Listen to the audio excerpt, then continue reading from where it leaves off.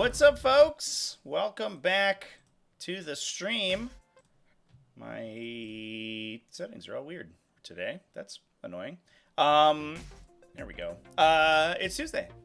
We're getting tactical. What's up, everyone? How's it going? We're gonna talk about some PARIAH NEXUS today. I figured that it's probably less useful to discuss. Inky was bumping up on my microphone earlier. Jesus Christ, she left a lot of hair on it. It's probably less useful to discuss lists from the current format because probably within the next 2 weeks or so, we're going to see a total revision of the format. Both all the missions that we have currently are getting revamped, and also we're probably looking down the barrel of new factions and a new Munitorum Field Manual, plus a data slate update. So, talking about the current state of the metagame right now, you know, probably not the most exciting thing ever, but we do have a lot of new cards to talk about. The entirety of PARIAH NEXUS has been spoiled, and we're going to start playing with it basically right off the bat here. So, a couple of sort of brief announcements. First of all, thanks to everyone who hung out at the Midgard GT with me. We had a ton of people in chat all weekend. It was phenomenal. Some great games of 40K. If you want to go check out the VODs, they are over in the live section. And I appreciate everyone who came out. It was probably for a smaller GT, not, you know, 8TC or DreamHack Invitational, none of these big, huge events. It was probably one of the most highly populated chat rooms that we've had. So super appreciate everyone who came and hang out with me for that. I appreciate that. In addition, we have been discussing in the Discord server, and I believe that I will drop an announcement about it probably either tonight if I have time or tomorrow morning, doing a sort of before the end of the season small event using PARIAH NEXUS. So if you're interested in playing PARIAH NEXUS on TTS, we're probably going to play a 3-round event. I think it will be regardless of the 3 rounds regardless of player count, but it will probably have a very brief sign-up period, and then we'll complete it in a fast window, a couple of days per round. So if you're interested in that, go ahead, check me out on the Discord, !point Discord in chat. You can also find it on my website, tactical-tortoise.com, the links to the Discord. And we're going to rock some PARIAH NEXUS games. So please play in that. I think it'd be great. Otherwise, let's dive in to talk about some of the frickin' rules. There's no sign-up sheet available yet because I floated the idea like literally 2 hours ago or something. And then I had to jump into a meeting. So I don't have it set up yet, but there will be a sign-up sheet posted in the Discord. I'm gonna do a big announcement once it goes live on there. We'll also have some invitational announcements as well. The season ends in 2 weeks. And then we will cut to top 16 and send them invites for the invitational. So it's a lot of big, exciting stuff happening over on the Tactical Tortoise Discord server. So please go check out. But yeah, that's what we'll do, I think. And it will probably be, it'll be a little hodgepodge because we don't have new maps or anything unless that drops like tomorrow. And we don't have layout and mission combinations. So we're probably going to make it sort of do things live and play with random selections of missions and modifiers and deployments, probably with an emphasis on the new stuff, which, by the way, if you're on Tabletop Simulator, they have already been updated in the FTC map base. Pants999 just like frickin' whipped out his magical skills and updated the Tabletop Simulator mods with the PARIAH NEXUS stuff immediately. It was like instant that they were uploaded as soon as the leaks dropped. So it's Pants' world and we're just living in it because that dude is basically a god. Absolutely phenomenal work. So anyway, let's talk about some actual missions here, chat. So I have some screen caps of the new rules as well as the let's see if I can get this to look a little bit better. Nope, just kidding. As well as the mission cards. The new rules do not have much different in them, but there are a couple of important things to note. So this is the pamphlet, and So this just tells you sort of normally how the game sequence works, and it has rules like you can't reserve on turn 1, normal stuff. The interesting changes in here, as far as I know them, and if anybody has any additional sort of alterations that they've noticed, then please go ahead and throw them in the chat. New orders is not restricted to once per game anymore, so you can now new orders multiple times. So an interesting trend that I have seen in the within this format is that the tactical objectives decision is a little bit less consistent than it has been in the Leviathan card set. The tactical objectives themselves generally score less points than the current ones in Leviathan do. Many times there were fixed objectives with additional points if you were playing them tactical. Those have mostly been thrown out. So it seems to me that and I haven't done any math about this, so if I'm wrong, then, I don't know, lynch me or something. Then you will score less per card on average. However, you have access to multiple new orders, which means that if you have the CP to burn, you have a much smoother tactical objective draw, because there are multiple situations in which you could draw bad cards and then discard them for a benefit. So it feels like a side grade for tactical objectives to me, personally, which I appreciate.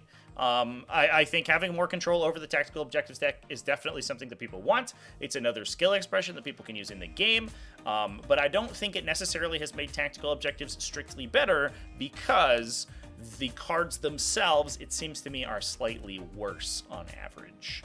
So that is interesting. And not being able to do actions, and we'll talk about that momentarily, with OC0 models means that in many factions that were very good at scoring tacticals, they're going to be significantly less so at doing it.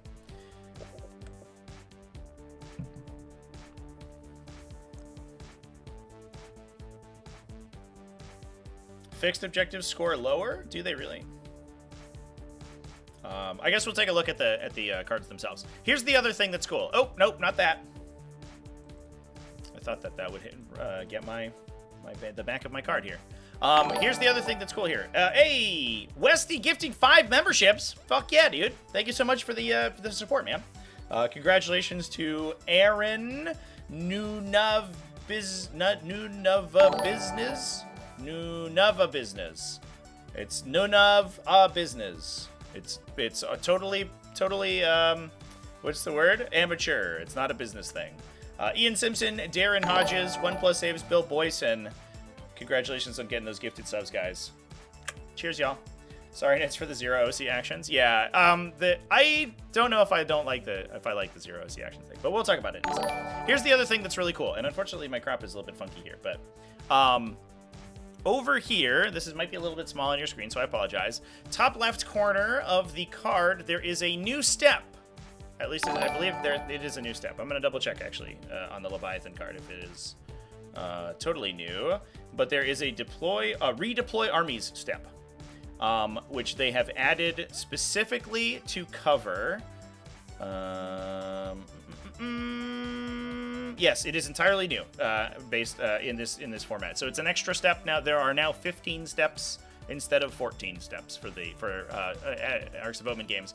It covers abilities that trigger prior to the first turn roll-off that redeploy units. So this is things like the Tyrannid enhancement that's in Invasion Fleet, Alien Cunning, that says redeploy units before determining first turn. The Primus ability also triggers here, for example. If you do not have a timing specified on your redeployment effect, it always occurs here, which was an annoying thing because you had to, event FAQs had to specify when that happens. Now there is a step for it. Wonderful. A quality of life change to help the game out, which is super duper cool. Maybe Data Slate will give Nids a buff like the Norn Claws being string 12 and Stormlight not being able to punch up a lot. Yeah, I mean, who knows? I think what I don't want to do today, and I think this is important to know right now, is discuss specific faction balance, because a lot of that I imagine is going to change in the new update. I'm a little worried because, like, For example, once we get to secret missions, like Thousand Suns seem like they just windmill slam secret missions every time because they're so easy for them in most situations. I would expect to see some changes to those factions, for example. And Tyranids being another one, right? Tyranids are like the only thing keeping them in the game right now is their ability to score, and that's getting kind of brutalized. But who knows? We might see points changes. We might see mechanical changes. I'm sure there are a lot of rumors going around right now of mechanical changes to Tyranids to make them more resilient and potentially hit harder. I don't know if any of those are true, but we'll see. Adeptus Mechanicus also has had some rumors going around about mechanical changes to its faction mechanics to make them hit harder as well, so that they don't have to play the only I'll just score 1,000,000 points game, which kind of sucks, to be honest. Some units will get OC1. I could see that. That would actually change a lot. You know, not being able to do actions with Spore Mines, sure, that was potentially abusive. Not being able to do actions with Ripper Swarms felt really bad. It's just a unit that doesn't do anything in the game anymore. But speaking of which, let's talk about actions. I guess we could cover secret missions. We'll talk about them next, I think. There's also some other little clarifications in here, which I appreciate, but I don't think are necessarily that important.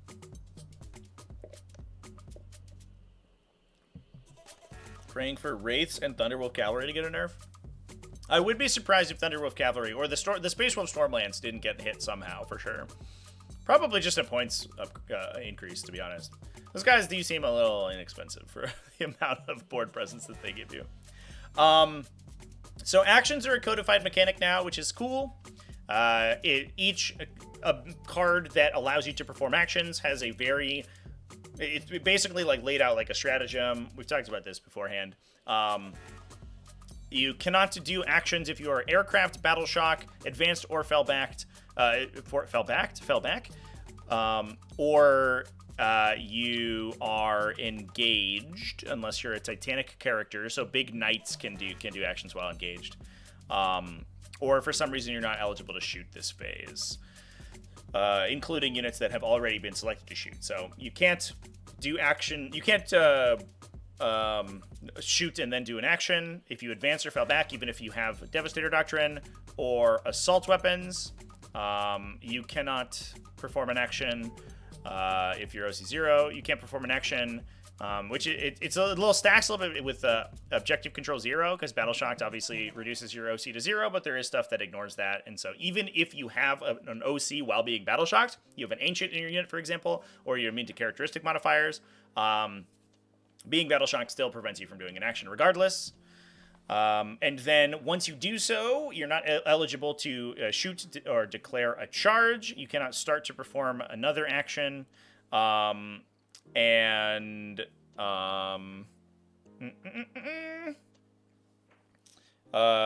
you cannot, and the action breaks if you make a move excluding pile-in or consolidation. So if you're already engaged in melee or somebody charges you, you can pile-in consolidate with no problem, but you can't do any other kinds of movement, which is nice.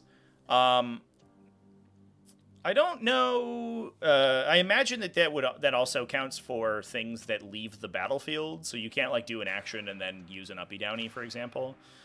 But there aren't too many timings that sync those up, to be fair. But you can't, for example, perform an action and then use a fire and fade to run away.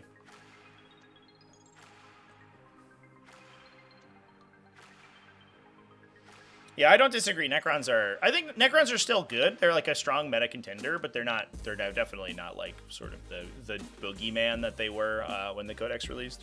I think Necrons are in a fine spot right now. I do feel a little bit, I kind of think that they could alleviate some of the restrictions on Hypercrypt, or at least some of the points changes to Hypercrypt lists, because it does feel like it's the Canoptic Court sort of show, but if you like Canoptic Court, there you go. So that's cool. I like the new action mechanic. The OC0 obviously is a big thing. I don't like the OC0 change. I think that there are specific units that it's appropriate to specify cannot perform actions. But OC0 hits a lot of like currently present utility units, and I think removes their effectiveness from the game entirely. Ripper Swarms is the big one for me. I think like Scarab Swarms is also a consideration, although they have a way to gain OC, so it's probably fine. But stuff like these little baby utility units that you would take specific, like just to perform actions, and now like have no relevant abilities on their card. It feels bad to me that they would be precluded from engaging with the action mechanic at all. It feels like a little bit like everyone is paying the price for Spore Mines and Nurglings being really good. And the annoying part about those two units are that they have other utility in the game beyond performing actions.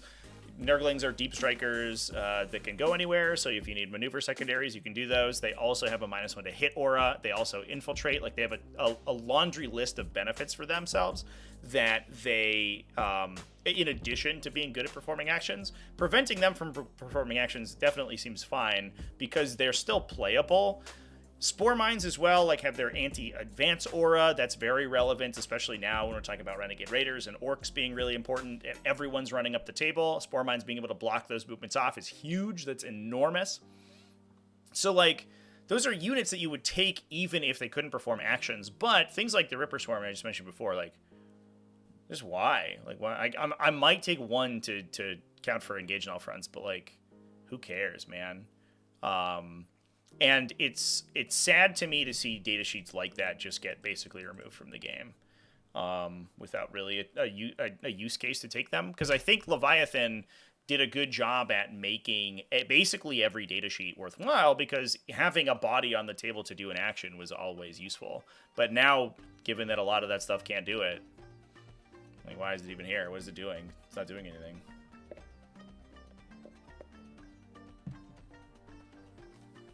Yeah, the new orders being repeatable is enormous. I also think the new orders being repeatable does potentially also make it so that armies who want to play tactical objectives may still take CP generators. Because one of the weird tensions right now is if you take, like, you're playing, I don't know, Vanguard Onslaught, or Vanguard Strike Force, excuse me.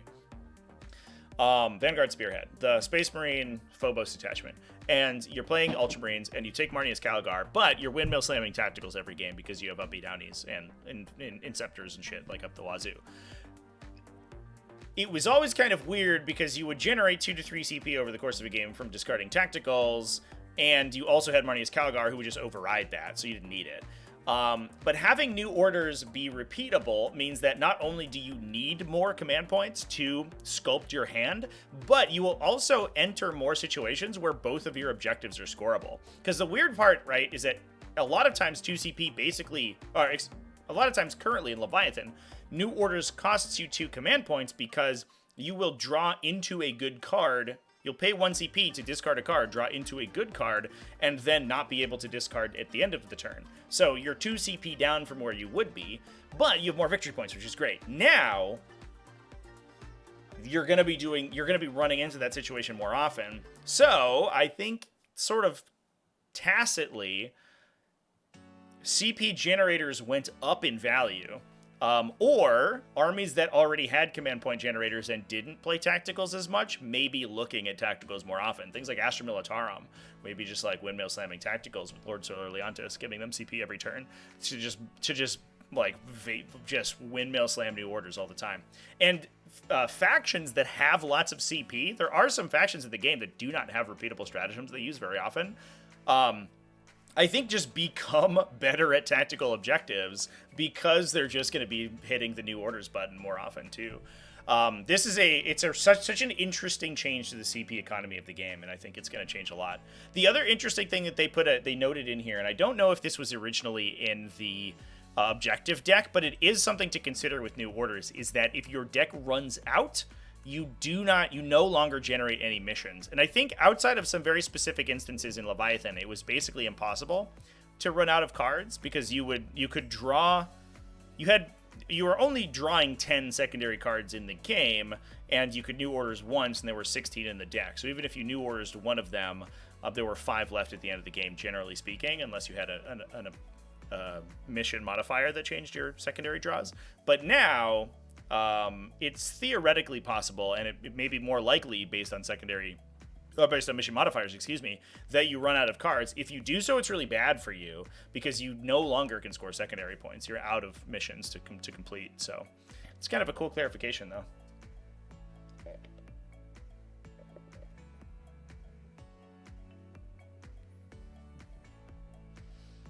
Yeah, we're gonna dive into the secondary. I have all the cards as far as I know, chat. A lot of the channels you watch are getting the same new orders when playing. Don't know what that means. Why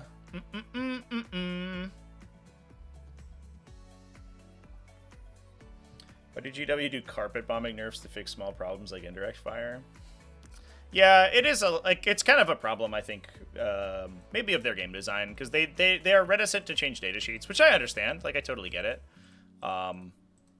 But they have done it in the past to change faction balance, and I kind of wish they would just go back to it. I don't know. All right, chat. Let's dive in. So that was the secondary objective stuff. Let's talk about secret missions momentarily, because these are important. Now, I think that all the secret missions were originally spoiled, so I don't think that we have anything else here that we necessarily need to talk about. Because we have already seen these in the preview article, but it is probably good to touch on again. These are a pretty wild mechanic. So at the end of, make sure I get my timing right here, at the end of the third battle round, yeah, so basically top of 4, starting with the player who went second. If your primary mission VP is less than or equal to your opponent's, you can choose to undertake a secret mission. You then pick a secret mission card from the deck. Your primary objective score is capped at 20, but you can gain 20 from completing your secondary mission. So your total possible score ends up being 90.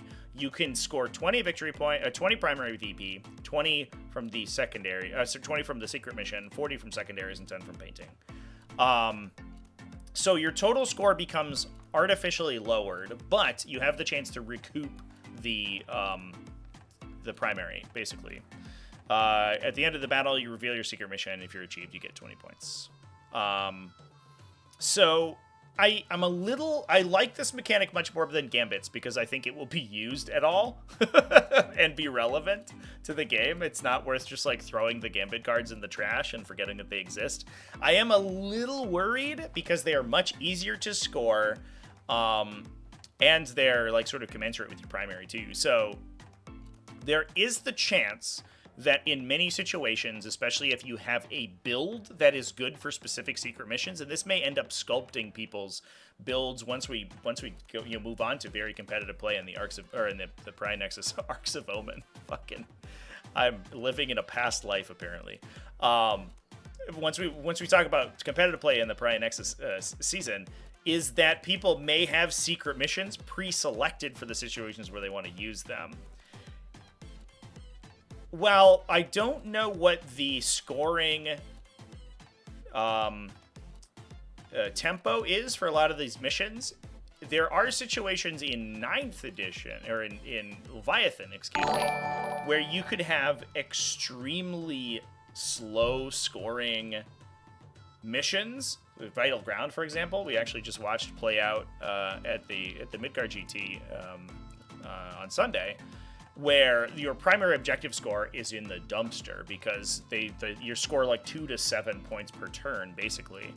In those instances, if you are in kind of a dead board state, secret missions are only an upside because you probably aren't scoring that many more victory points than that anyway, and you have the opportunity to get yourself a huge bonus. In addition, the second player, the reason that bottom round 5 scoring typically is used so much is that the first player has a huge primary objective scoring lead over the second player because they get the first opportunity to move up and score and shoot the second player off objectives. So the second player, it was most often times gonna have a lower score than the first player, which means that going second automatically, 90% of the time, will give you the opportunity to score primary secret missions. So I'm a little worried about situations where you want to lose the roll to go first because you then potentially get a leg up on secret missions depending on the matchup and the primary mission draw. Or you want to keep your score artificially lower than your opponent's. For example, if the first player is on track to score a 35 primary, and you keep yourself to lower points than them by the end of round 3, in order to then get 20 points and score 40 on primary, so you beat them, that could also like play into the strategy too, and I'm a little worried about that. As a comeback mechanic, it's definitely more useful than Gambits, but I'm worried that it could be used proactively.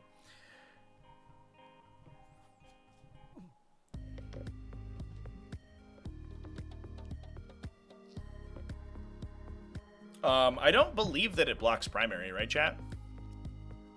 The old Gambit cards used to, right? But there's nothing here that says you can't score primary objective. Unless I'm missing something. It's just that you can't score more than 20 victory points from the primary mission. So it blocks you, like, if you're already at 25, right? Like, it cuts you down to 20 and you can't score anymore. But it doesn't stop you if you're getting, like, beat down from scoring, like, bottom round 5's primary, like 15 on bottom round 5 plus 20 for your secret mission, and you suddenly, like, you just jump up 40 points and tell your opponent to go fuck themselves. Right. So, like, there are situations where you're just losing and you're getting the crap kicked out of you, but you're going second, so you'd be like, it's fine. It's fine. I'm just going to secret mission and win the game anyway. And I think that's potentially problematic. But if it's a high scoring mission, your opponent's probably scoring 50, so they're still beating you by 10, and the score just looks closer. My heart goes out to everyone who plays differential scoring formats, because it feels like a lot of times you're going to end up with like 11-9 or 10-10 draws because of this mechanic, but we'll see. But yeah, I don't know. I haven't played it, so I'm talking right out of my butt, but I think there is the potential there for these to be really, really, really powerful. Let's talk about exactly what they are. And again, I think we've seen these in the preview article, so these are probably not new information. I'm going to...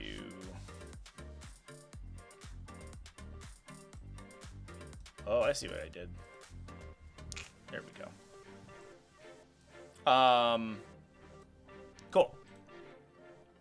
So, command insertion, if your Warlord makes it to your opponent's, the objective in your opponent's deployment zone, you score 20 victory points at the end of the battle. The other reason that these are really good for second player is that they're basically bottom run 5 scoring, because they all score at the end of the battle. So if the first player's like, oh, I'm losing, I'll secret mission, and then go to do something, and your opponent's like, I'm pretty sure you're secret missioning for that, so I'm just gonna stop you. Like, I'm just gonna kill that guy. And then the first player's like, no, what have I done? I lose. But the second player's like, yeah, it's uninteractable. I'm just doing it. Which feels a little funky. Like, maybe it would be too strong if it said end of your fifth turn or something, but I don't know. Like, maybe then it flips the other way, but it feels like the second player has a leg up on these anyway. Yeah. I'm worried about this mechanic, but I'm excited to see how it plays out. Shatter Cohesion is either you table your opponent, or all of your opponent's units are battle shocked or below half strength or not on objective markers. This is the classic one when you're tabling your opponent, but they've already beaten you on primary, where you're like, I'm playing Tyranids. I've scored 1,000 points and I have 98 to end the game, but I have 3 gargoyles left in my army because everything just ran on objectives all day. And the player who's secret missioning is just like, windmill slam, shadow cohesion, table you, and scores another 20 points. I kind of like this for those situations where armies are just like bleeding themselves to score trillions of points. But on the flip side, I do also think that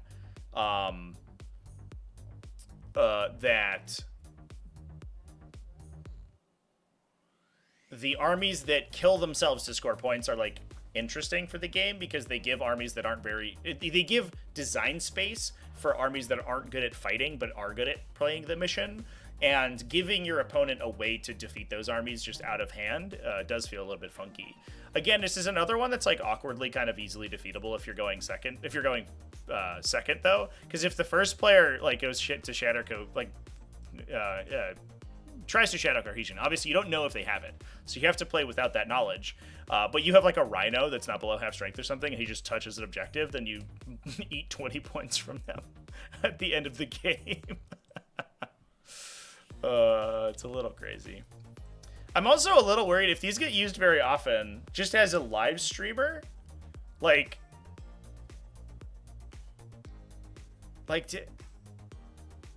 you probably won't know what they are, right? But it's like way more interesting if you do know, but like you can't, because then there's like information that's present that the other player's not meant to have. I don't like secret information in games because they create all these weird situations. There's gonna be like a lot of weird situations where like, wow, this game was really close. And then someone's like, oh, I had the secret mission the whole time and I beat my opponent. And you're like, oh, okay, well, if we had known that, that would have been interesting. But I guess like we'll just have to discuss the possibility of secret missions being in play.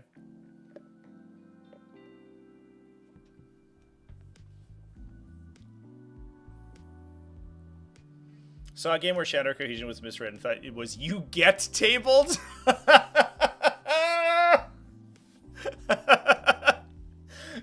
That would be good. You're just like charging into your opponent's combat units. Like, here, 10 guardsmen, go get those fucking, go charge Abaddon, go get them. Bayonets, man. Just get clipped out. That's almost way funnier. So good. How long until someone cheats and says secret mission X was selected over Y? I mean, I think it's pretty easy, right? Like, the secret mission card should be selected at the end of the 3rd battle round. You only have to hold it for 2 battle rounds, so it's not like this extreme length of time. And then it has to be placed in a visible location on the battlefield and just left there, right? Like, there's always that ruin. You know what I mean, chat? There's always that ruin in a competitive game that's an L, and that's where you put stuff. Don't tell me I'm crazy about this. And you're just gonna be like, I'll choose the secret mission and put it face down on that L, so it makes a little roof, and that's where it's gonna stand until the end of the game. For sure, that is gonna be what goes on.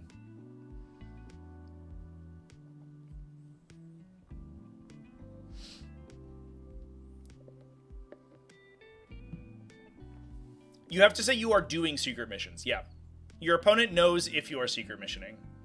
They just don't know what it is, right?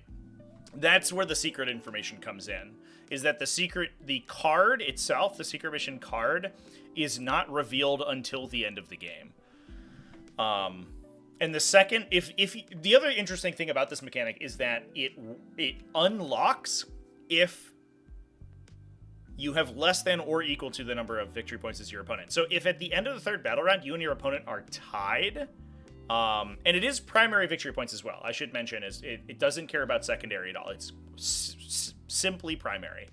Then you can both secret mission, which is why there's a clause in here that specifies that the second player has to declare first, which is a little bit of a downside for them, but I don't think it's as much of a downside as you're like getting a huge leg up on the ability to score them.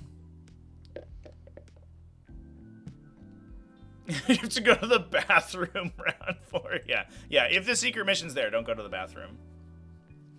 Or you could take your secret mission card with you, I guess, and give... No. You can't, like, leave all the cards there, right? Like, give your opponent the cards you didn't pick and be like, the one I have is secret, but you can have all these ones. I don't know. I think you just give it to a judge or something, probably. But again, it's like, it's a lot of logistics for this mechanic. I don't know if I like it. I don't think I do. But... it might play well. Who knows? The bathroom thing is real. Yeah, there's also, like, there's gonna be people who do, like, card sleight of hands, right? Like, that happens in Magic the Gatherings all the time, where somebody's, like, got a card in their, like, lap or something. And they're like, oh, look what I drew. It was a perfect counter. I don't know. We'll see. It's like, you know, someone is gonna have 2 secret mission decks. And they're gonna do, like, chicanery with it. One person in the community is gonna do that, and then they're gonna get discovered and they're gonna get ripped out. But Travi, the tal is where my code red Mountain Dew and Doritos go. You put them on top of the ruin. You balance a drink bottle on the top of a piece of ruined terrain. Good luck with that, buddy. You are gonna be fine. Need to flush the loaded dice. Yeah, quick. Let me flush my extra secret mission deck down the toilet. I wonder if some events will even require that secret missions get declared to judges as well.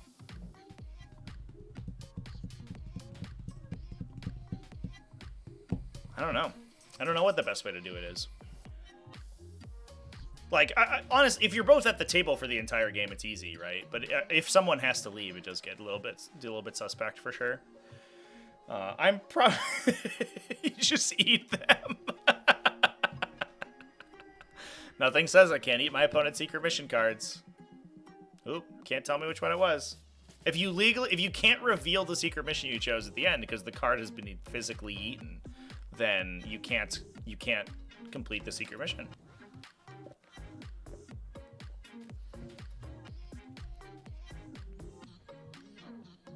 Bring a wax stamp.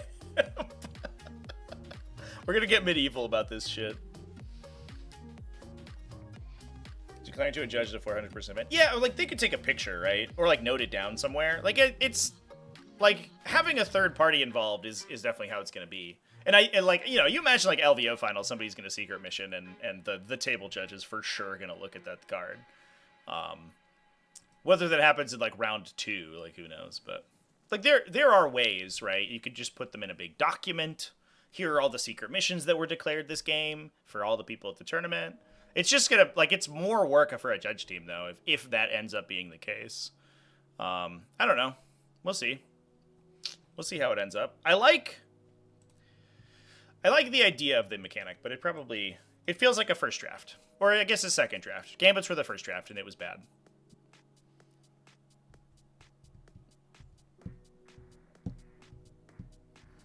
Is it against the rules if you don't take all 20 boys? Absolutely not. You can 100% take 19 out of 20. And I think, as we'll talk about, that's probably going to happen. There are some units where you don't want to do that because it stops you from unlocking additional heavy weapons. But Orc Boys and Tyranids, for example, they don't give a shit about that. 100% you can do that, for sure. Although I think you just need 19, right? Yeah. So the weird thing about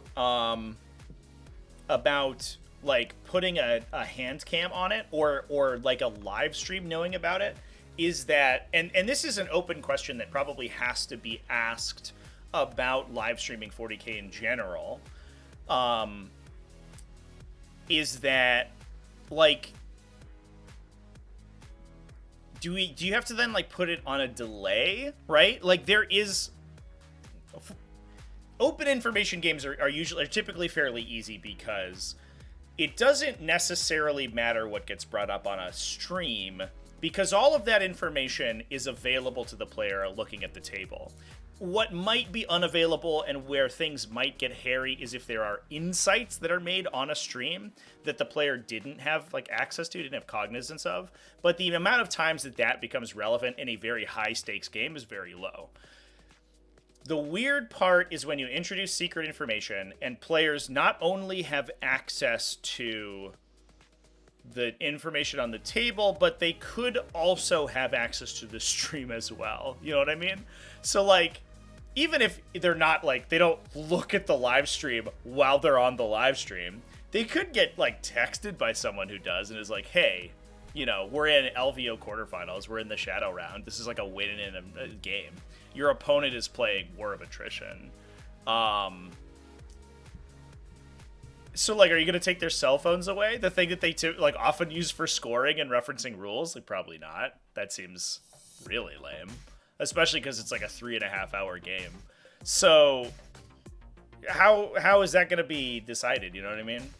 And I think the answer is that the integrity of the game trumps the integrity of the live stream. And it might create more interesting tension if the live stream doesn't know what the secret mission is. And so they're operating on this, with the same information that the players are.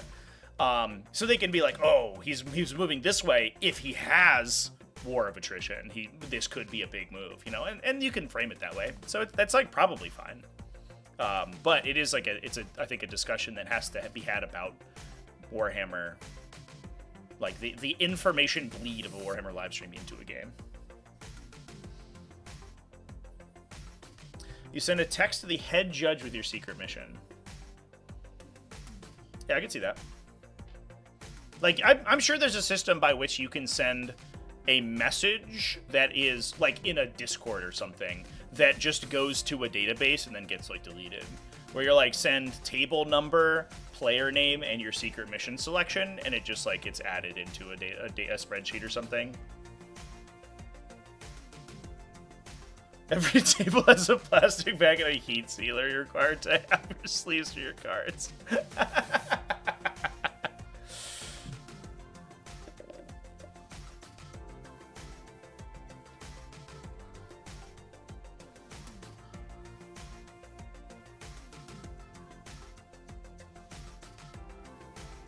Just watch LVO doesn't allow secret mission. 100%, you know that at least some events are just going to say, we don't want to use this mechanic.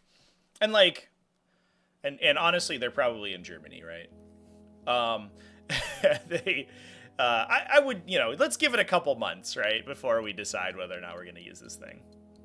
For sure.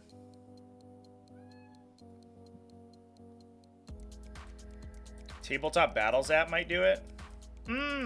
Yeah, I'm sure maybe one of the recording apps could be good. One of my dreams is to have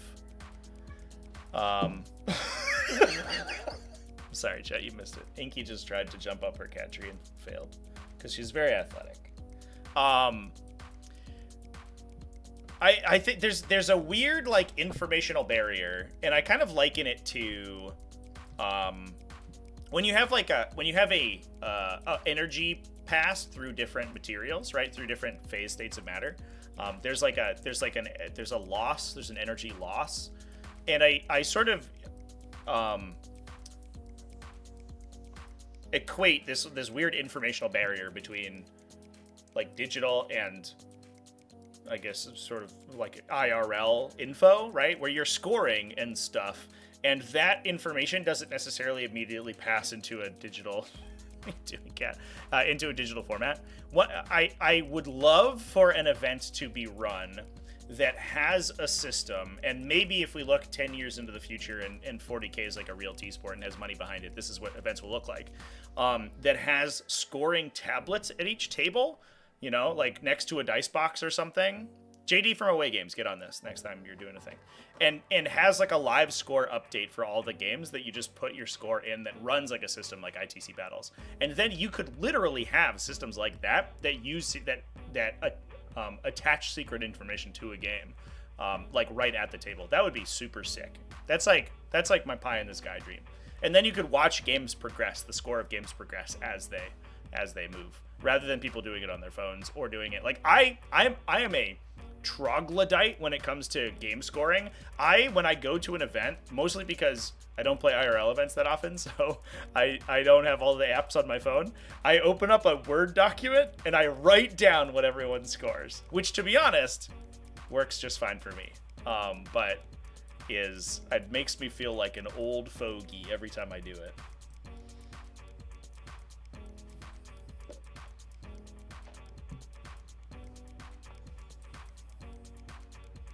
Real money has behind it. It's hours. Yeah. You're not wrong, chat. Use a dice for each card. I did that like the first time I played, and I think it was too difficult for me, so I stopped. What I do is I keep the cards that I have drawn next to me, and I keep a stack of the ones that I've discarded versus the ones that I've scored, so I remember I've scored it. I don't necessarily keep track of like how many points I scored on each one. Yeah, laminated score sheets are good too.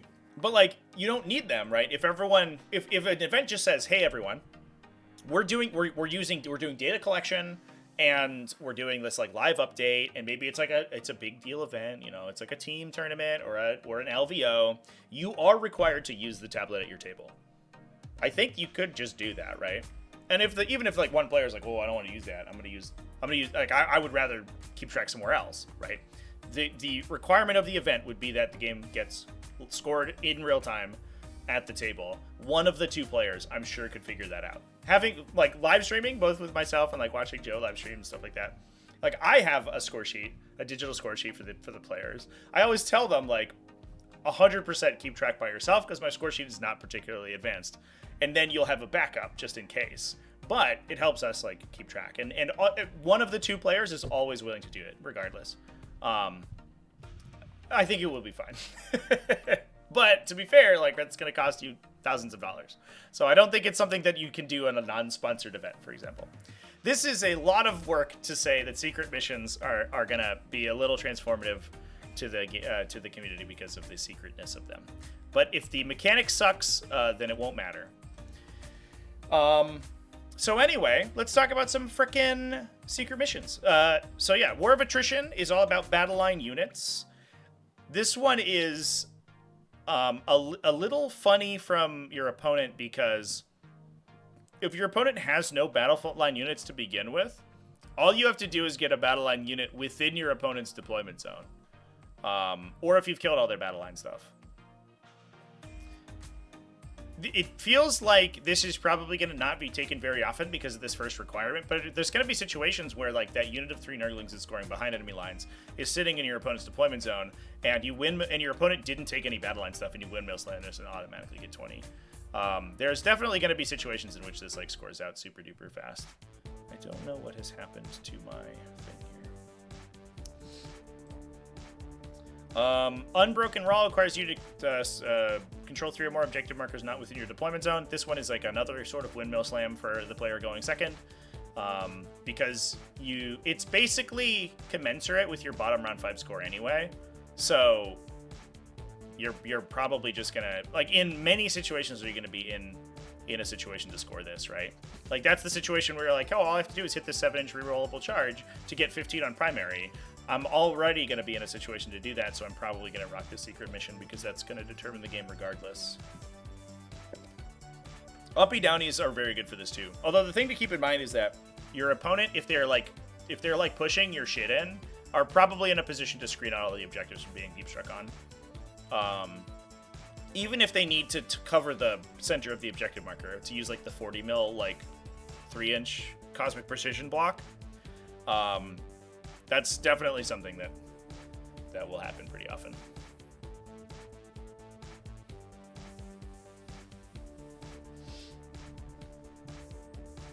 Yeah, the Warlord one's going to be huge.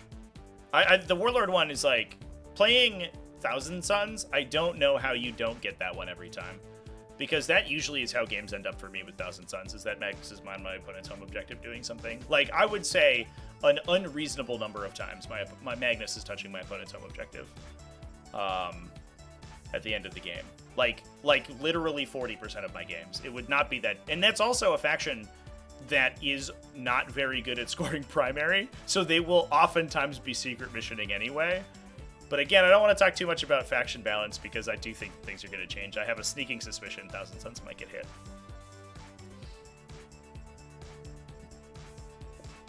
Oh, if you have the Fire and Fate. I mean, yeah, if you have a Chronomancer, like, warrior unit left by end of the game, like, sure, yeah, you got it. And to be fair, right, this is the way that these could change how your armies get built. You could bring, like, what is Warriors with the Chronomancers, like 130 points or whatever, right? You could just bring that unit in order to, like, in most games you'll use it to, like, eat an objective one time. But you'll be like, ooh, I'm going to be bad on primary here. I'm just going to yeet this guy into your opponent's deployment zone. Although, to be fair, I do think that Hypercrypt Legion is probably a detachment that will not often use this mechanic because they are so good at primary anyway that I don't know how oftentimes they're going to be losing by the end of the third battle round. Taking a secret mission caps your primary to 40. I don't believe that it includes the secret mission. The secret mission score, because the secret mission score is different. Yeah. Secret mission is not a primary objective score. It's its own thing. You get 20 secret mission victory points. So your primary is capped. It specifically says you can only score 20 points from the primary mission card, so the one that is applicable to both players in that game. Any other cards that are scoring you points are not capped at all, so the secret mission is still open to score 20 as well. So you're capped to 40, essentially.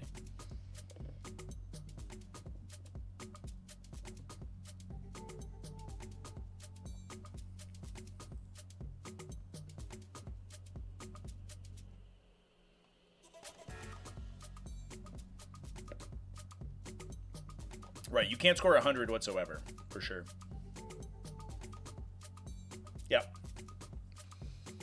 Yeah. Yeah, it's also, like, this is not an addendum to the primary mission. This is an additional way of scoring, right? They should potentially be adding secret mission into this chart here. They didn't have space to do it. They could have said, like, 20 VP primary mission, asterisk.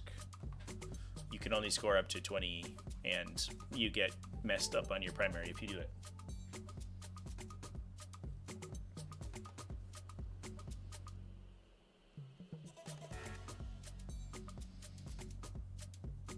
All the balancing they've done up till now means very little. I mean, I think maybe. I don't think that this is going to be, like, quite as transformative as all that. Like, a faction that's good at killing everything is going to be just as good at killing everything. Yeah, maybe even better, right? So, like, stuff that's just really good is still going to need those changes. Like, I wouldn't revert to the balanced status slate because a new primary mission set came out. All right, so those are the secret missions. I think that they're pretty interesting. There's a lot of, like, really interesting questions that they open up. I think that they're really good for the second player. But we'll see. Let's talk about some primary missions. There's some really weird ones in here that are, I think if you look at them, this one, and by some really weird ones, this is one of them, that definitely look different than, they play out differently than I think you would think that they do. So what I'll do here is I'll basically, like, I'll discuss the primary cards that I have that are unchanged momentarily, but what I'm going to start with is the brand new stuff. If you're going second, you can get 12 points on primary bottom round 5 and score your secret mission. You only need to get 8 points on primary to get the max of 40. Yeah, exactly. Right. And like, most of the time you can score your max on bottom round 5, and, like, many times you'll be able to score secret mission. So, like, it seems pretty easy, but we'll see. I think you have to be a particularly maneuverable army, to be fair. But if you're going first, the same is not necessarily the case, because your opponent might just kill you. Which is a little unfair. I don't know. All right. Primary. Burden of Trust. So this mission has 2 scoring parameters. The first one is that objective markers not in your deployment zone, so no man's land and enemy objective markers, score 4 victory points in your command phase.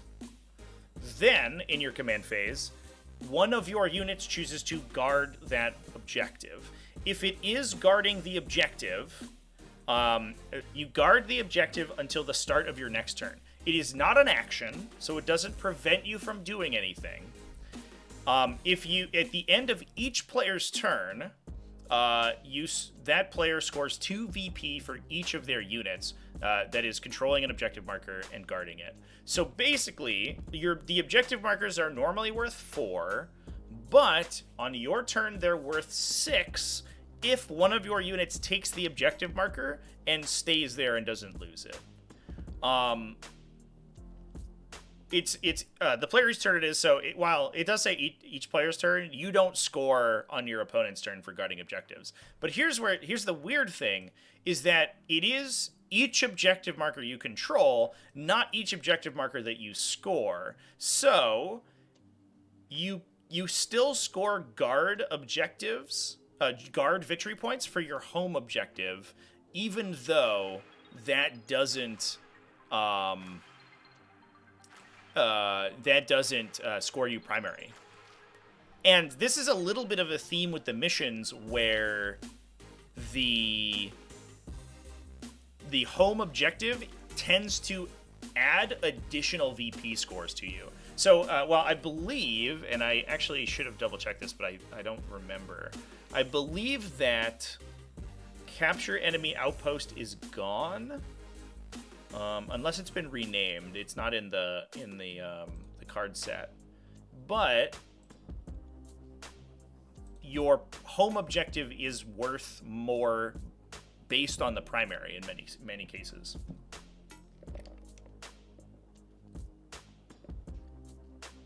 The other weird thing too is that, like, you're incentivized not to just push your opponent off an objective and then charge off, right? Like, oh, shoot those guys off the objective and then charge somewhere else. You want to be... and you also don't score VPs for objectives that you take in the same turn. So it's very, like, slow. It's a very slow and purposeful kind of mission set, because you want to take an objective and hold it and then stand there with it, right? Stand there on it. The other weird thing is that the unit you choose to guard has to be in range of that objective marker. So you hold the objective marker with the same unit for the entire turn. You can't take the objective marker, choose another guard, and then replace them. The unit currently on the objective marker has to be the one guarding it for you to score the extra VPs. So it's like, I think there's a lot more nuance to this than it looks like there is. It's very strange. But it feels like it's going to be a high-scoring game that plays much slower than normal. Feels like to me. All right. Linchpin. If you control the objective marker in your deployment zone. So this is another one where this is a brand new mission, and your home objective is worth more than it is on normal missions. So normally, each objective marker is worth 3 victory points if you do not control the objective marker in your deployment zone at the end of your command phase. However, if you do control your home objective marker, that one is worth 3, and all the other ones are worth 2 additional. So they go to be worth 5. So this one is a little bit of the opposite. You get a huge bonus between 3 and like, I don't know, like 6 points or something, 7 points, I guess, on average, for if you have your home objective. So taking your opponent's home objective could dock their score by like as many as like 5 or 7 points, for example, which is enormous. It's basically like a capture the enemy outpost. It scores retroactively.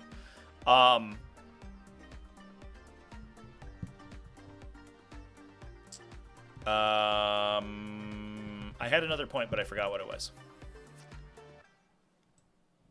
This one, I think, says that sticky objective marker is great for you because you just lock in your home objective and score this baseline every turn unless your opponent can take it. So that one's pretty interesting.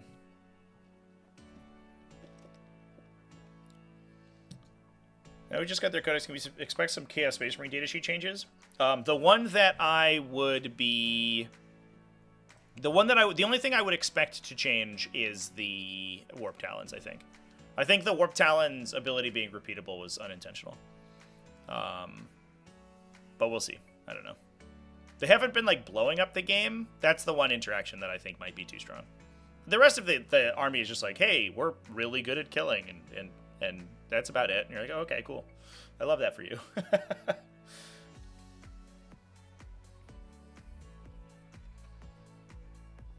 All right, Purge the Foe. And like I said before, that one's basically the same.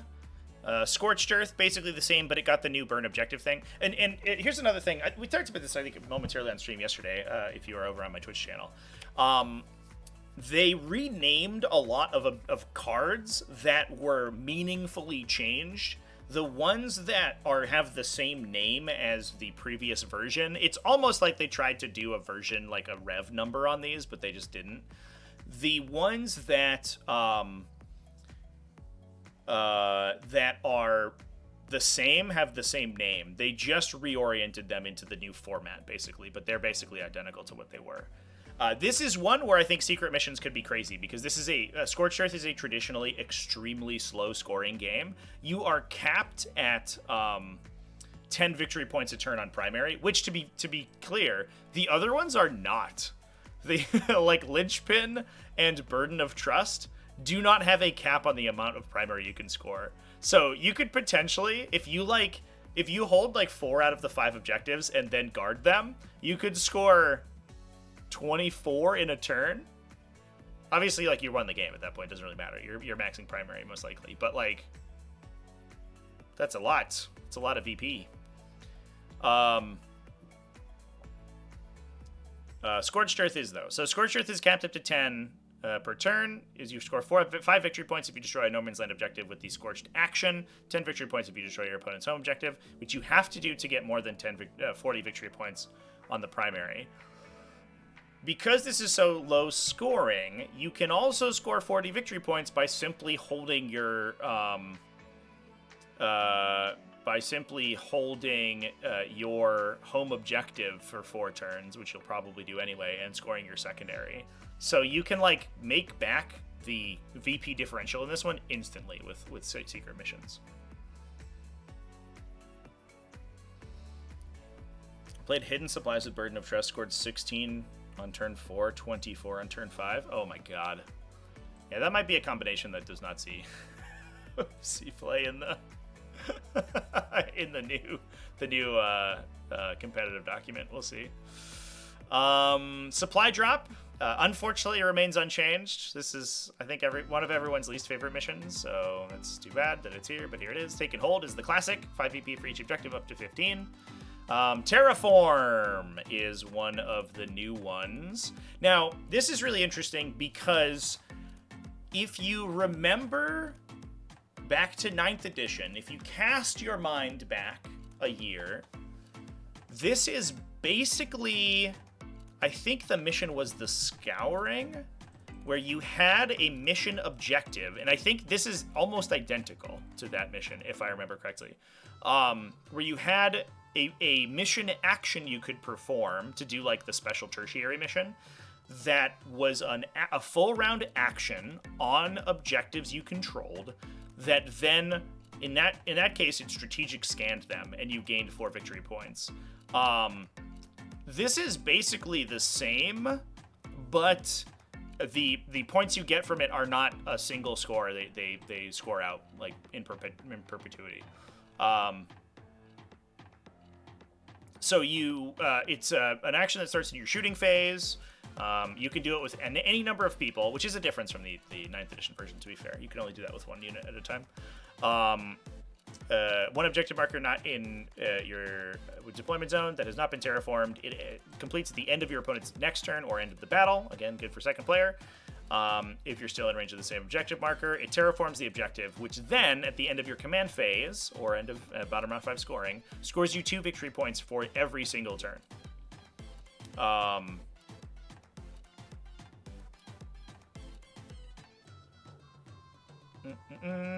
It feels like, now I'm reading it, it seems like the implication is that you have to have controlled the objective marker that you terraformed.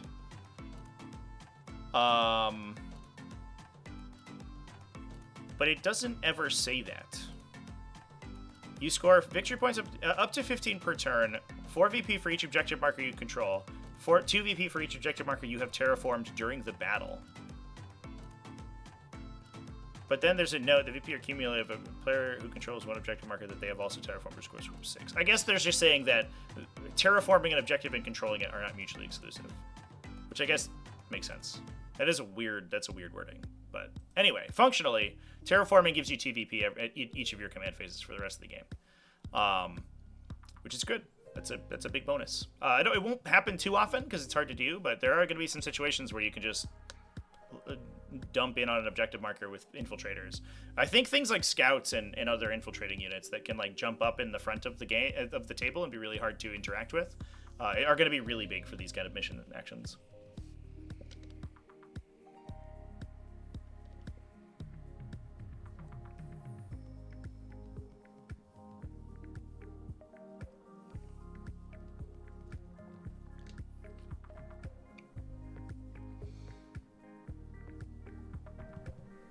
Right, you have to control the objective marker that in order for the action to complete, but you then do not have to control it for the remainder of the game, right? So let's say, for example, I go, move on to an objective marker, declare terraform.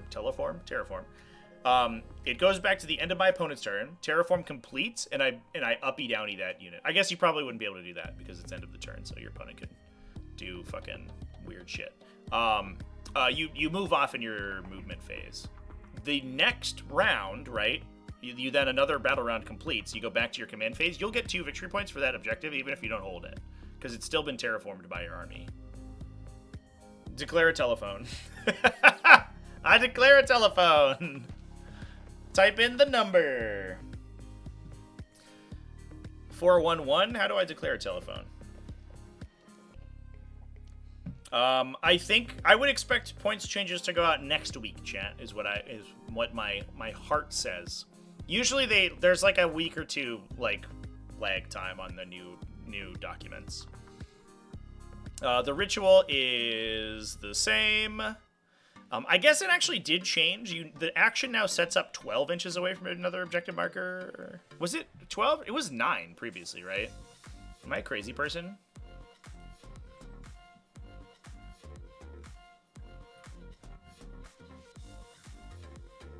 It was 9. Oh, weird. Okay. Well, they have... Wow, that's actually much more restrictive. Holy shit. Although you can push it way farther from your home objective. Oh no, 12 inches from another objective marker in no man's land. Yeah, it's way harder to set these up now. That's weird. Okay, so I just went through this whole spiel about they changed the wording, the title of cards that they had functionally changed, and then they didn't do that. I love that for me.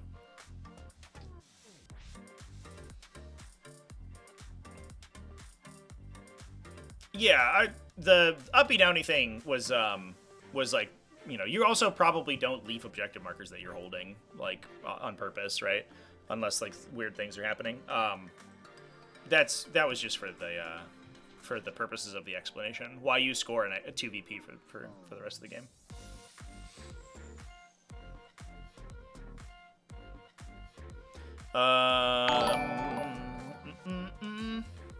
Thanks for having me on stream last weekend. Always a pleasure. I decided to stay with Magna Rails. I realized by rewatching my games that all my opponents hid their vehicles from my Magnas and let me take the midboard. Hello, Tempered Fireblade. Thanks for playing on stream so much, man. I appreciate you. Congratulations on the win, by the way. Yeah, the hiding is real for sure. I think that you would also see that played like the same thing would probably happen if you had cyclic ions, to be fair, or conversions, because like the chance that a hecaton or two like dumpster a tank is probably the same as like you convert a single Magna Rail, right? And if you just put judgment tokens on those things, like the land fortresses are definitely terrifying. So like I don't know. It's whether or not the psychological like effect on your opponent is worth the the sort of potential for chip damage that the little gun has. The one thing I will say though is that the Magna Rail definitely makes you in the later game play differently, because if you have like a Land Raider or something, one cyclic ion blaster is not really going to do anything, but the potential of a Magna Rail clipping you for 12 devastating is definitely like, maybe I play less aggressively than I do. So you have to play around it for sure.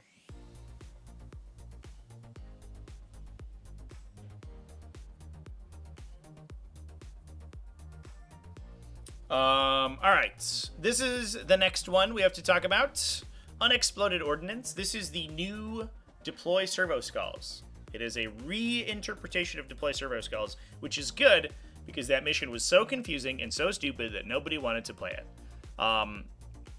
Now, basically, they've reworded the scoring system so it makes more sense, right? It's not, they didn't have to rewrite it like 6 times in ways that it confused everybody. Now it's very clear. Each objective scores independently for one of the criterion, I believe. Yeah, it's 8. So you check victory points or objective markers in your opponent's deployment zone, score 8 for those. Other objective markers within 6 of your opponent's deployment zone, score 5 for those. Other objectives within wholly within 12, score 2 for those, and then you're done. Each objective marker, as to my reading anyway, is only eligible for one of the 3 criteria, which I think was the intention of the rewrite that they did for Leviathan, but they messed it up and they made it very confusing because they never defined exactly what these meant, and then they tried to use rules terminology to restrict how you could score them. or just never play around anything and go full speed ahead. That's the real Speed Freaks energy right there for sure. Yes, so the new difference is that you have to perform an action. So it prevents you from shooting, and you can't advance and do it. So it's much harder to move the objective markers than it was. If the unit performing the objective is still in range of the same hazard objective marker, and you control that objective marker, and you can move each of those up to 6 inches. Now, the question to me... each is within range of a different objective marker. So I think it's each unit is one objective marker, I believe. I don't believe you can string and move 2. You then move the objective marker 6 inches. So you lose the ability to like shoot and scoot. You lose the ability to advance and do it. You lose your ability to shoot when you do it. So you can't like run up a land raider or something and laser beam someone and also move the objective. So it's so much harder to score this. I think this is going to be an extremely low scoring mission type. I'm a little worried that it being very, very difficult to score will sort of give the first player that same advantage, but this does feel like one that you just windmill slam secret missions on. Because the first player can like run out infiltrators or something, move all the objectives, and then not only is the other player fighting back the proximity, but also they're gonna score second. So, but it stops the objectives from being like repeatable once they get to an annoying position. You can't just like continuously push them into your opponent's deployment zone, which is definitely good. It does feel like it insanely favors the first player, but the secret missions might counterbalance it. We'll see. I'm definitely willing to play like 1 or 2 games with it. I don't think it's great, but I do think that it is definitely not as bad as it was previously.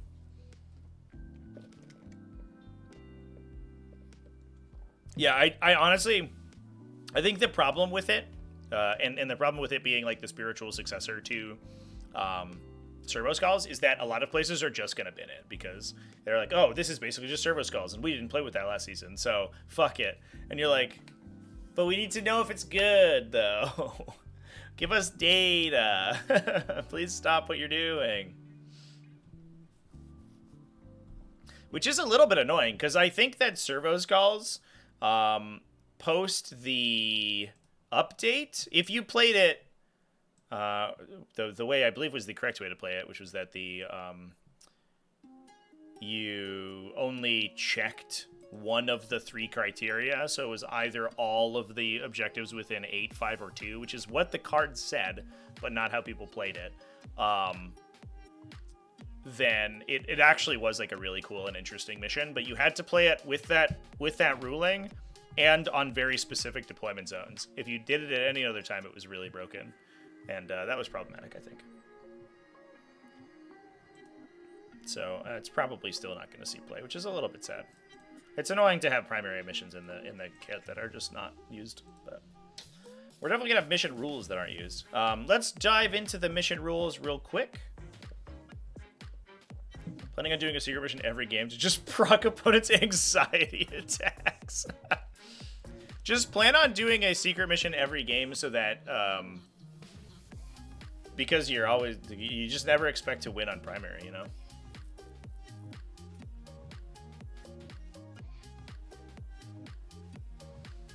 All right, here's the mission rules, chat. We'll run through these quickly because I think a lot of them, like the previous season, are not going to see play, which is a little bit annoying, but sometimes they get really broken. Adapt or die, I think, is like the new secret intel. If you're playing fixed missions, you can swap out a fixed mission after scoring victory points. At the end of your turn, you can discard one of your secondary cards and replace it with another fixed secondary card. Really strong. Your opponent's like, hey, I'm counterplaying Deploy Teleport Homers, and you're like, take Assassination. Tactical missions twice per battle. After drawing a secondary mission card, you can draw another, then shuffle one of the 2 into the mission deck. So it's basically a secret intel twice per game, which feels pretty nice. Like the fixed mission bonus here is kind of huge because swapping a fixed mission halfway through the game is kind of insane. I also wonder, is there like a universe One sec, chat. I got a weird text message. Oh, okay. It's just I just got a weird reminder thing. So there was a version that redrew your tactical objective cards, chat. That we actually watched in the Black Crusade Online finals. It again, it's like a thing where they changed the name because they changed the effect, because it has an effect for fixed missions and the tactical mission is restricted. Here's the weird question I have, is that if you have a cap on the amount you can score, that cap is based on the cards, right? So, I don't think it actually changes anything. But it is the potential that you, like...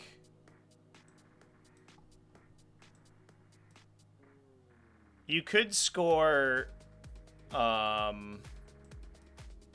You can score up to 20 victory points per fixed mission card. In this instance, you'd have 3 fixed mission cards, right? Because the victory points that you've scored up to that point are retained. There's nothing that gets rid of them. You're still capped at 40 secondary. But you could, like... You could score, like, 10 on one secondary, bin it, 10 on a second secondary, 40 on the third one. Which is, like, really... That's really powerful. Because there's oftentimes those situations where you're like, I'm going to score just a little bit on... Like, I'm going to score deploy teleport homers twice in the middle, and then my opponent kills all my utility units, and I'm like, no, what have I done? Suddenly, I can't get anything. And then in that mission, you can just swap it. And you still retain the, like, I forget how much the new deploy teleport homers is worth. But the couple victory points you've already gained. And if you get another good one, right, you could grab another, like, kill secondary. Then you could potentially still cap your secondary mission. Because it's not drawn. The tactical one is drawn. But the fixed one is selected. Yeah. Yeah, taking cleanse and swishing to bring it down. Exactly, yeah. Although a lot of times you would just windmill slam bring it down to begin with. But that could be one where you take a cleanse. That's like... I think they wanted this to be like, you can adapt to bad situations, and I think you are going to use that to sculpt your game plan a lot more than people would expect. Although, to be fair, both players can do it, so I think it just further punishes armies that are weak to certain secondary, like kill secondaries, which is a little bit annoying. Fog of War gives everything the benefit of cover, and you can't use core stratagems on the first turn, so you can't use command reroll. It's kind of weird, but. It's all right. Hidden Supplies is the same one. Awkwardly, I don't think that they changed the effect to work with deployment zones that have no man's land corners.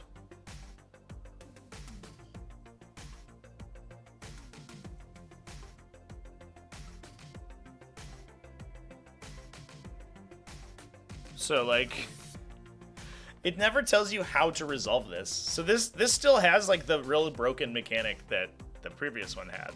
Where if you play, like, Dawn of War, then you don't know which direction the objective marker moves. And so, the game just, like, blue screens. That's so weird. That's such a simple change. Why wouldn't we have done that? That's bizarre.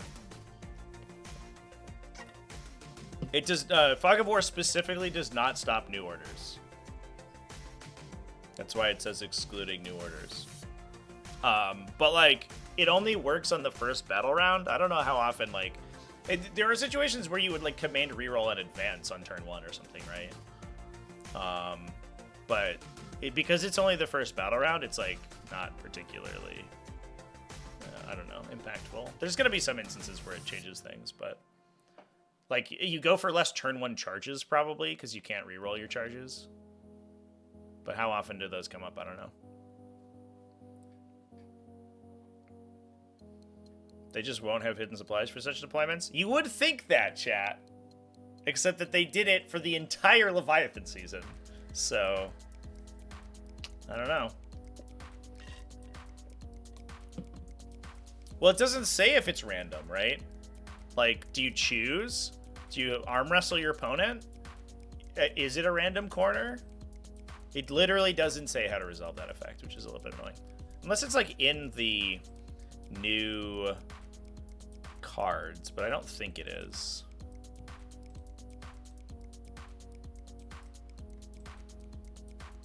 Yeah, no. Set up objective markers as shown on the deployment card. Thank you, game. Right, but like which corner? I don't know. I don't know.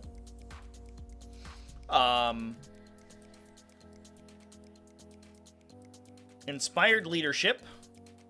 While player's warlord is not in their deployment zone, each time a unit from that player's army takes a battle shock check, if the warlord is within 9 and visible, they get +1. Okay, man.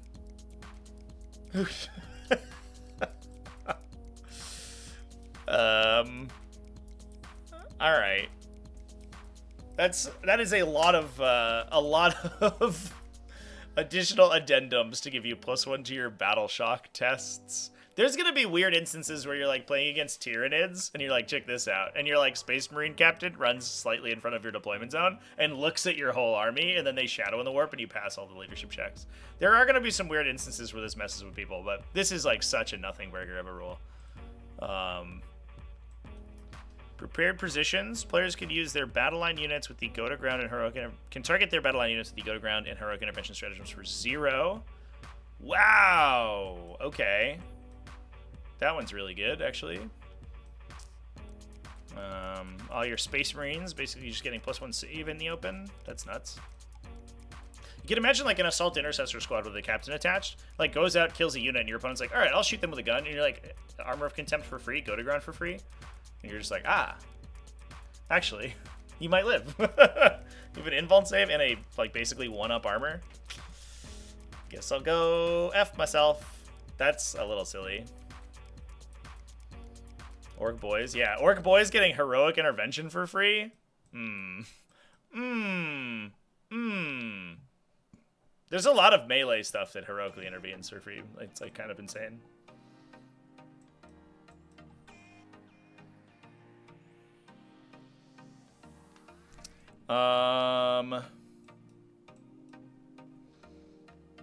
Raised banners. So this one scores you victory points. If a battle unit from your army is within range of an objective marker that a player controls, that unit raises a banner at the end of the turn. That player scores 1 victory point. Oh, so everybody... yeah, so if your battle line units hold objective marker...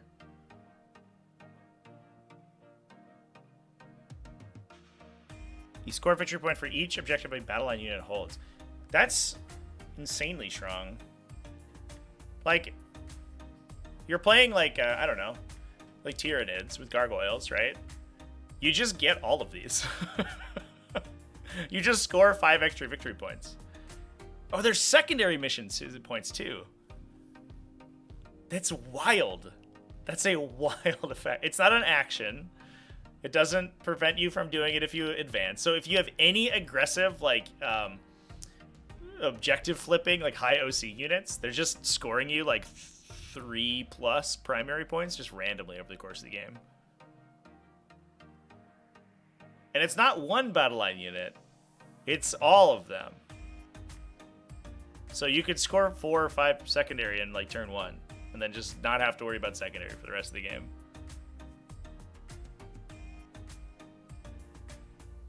Why do Warlord Carnivores gets a heroic for free? Yeah. That's... I didn't even think about carnivores. That's a little silly. Ugh. Yuck. It's only... Yeah, you score the victory point only once per objective. You yourself can no longer raise a banner on the objective markers that you've raised a banner on previously. But that means that you have 5 extra secondary points just floating, right? A lot of these just feel like you're going to score tons and tons of points this game.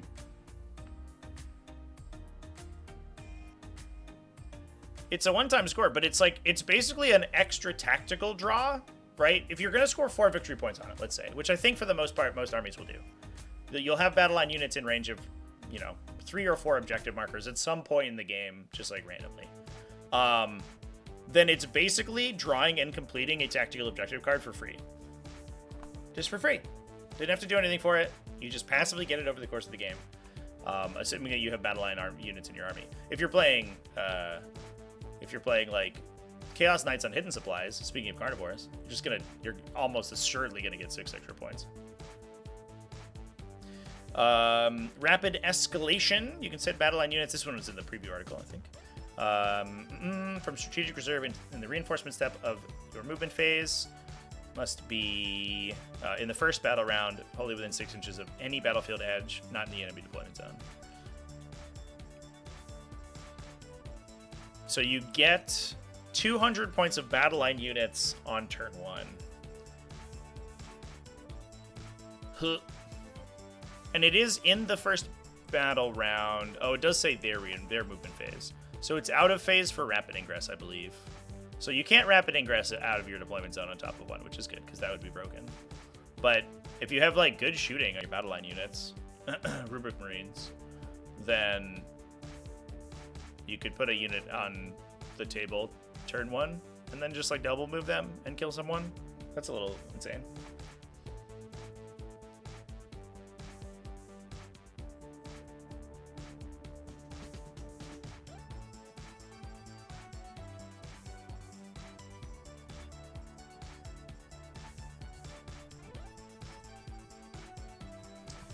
Smoke and Mirrors, you get to replace models into Strategic Reserve, but the points value can be up to only 500 points in a Strike Force game.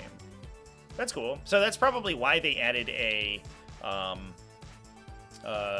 position for redeploying units, because or a step for it, because obviously it would occur during this time. Stalwarts, battle line units that can perform an action are still eligible to shoot that turn, cannot perform another action, and you can perform battle actions while in engagement range of 1 or more enemy units. That's a cool one. The real focus on battle line units is a lot, though. And there's a similar one, battle line units that advance or fall back are still eligible to perform an action. That's very powerful. Like, shooting, most battle line units are not very good at shooting. So being able to shoot in action is fine, I guess. That's not certainly the case for all of them. But not a ton of battle line units are doing that. But being able to advance with, like, fast stuff and then perform actions is kind of crazy.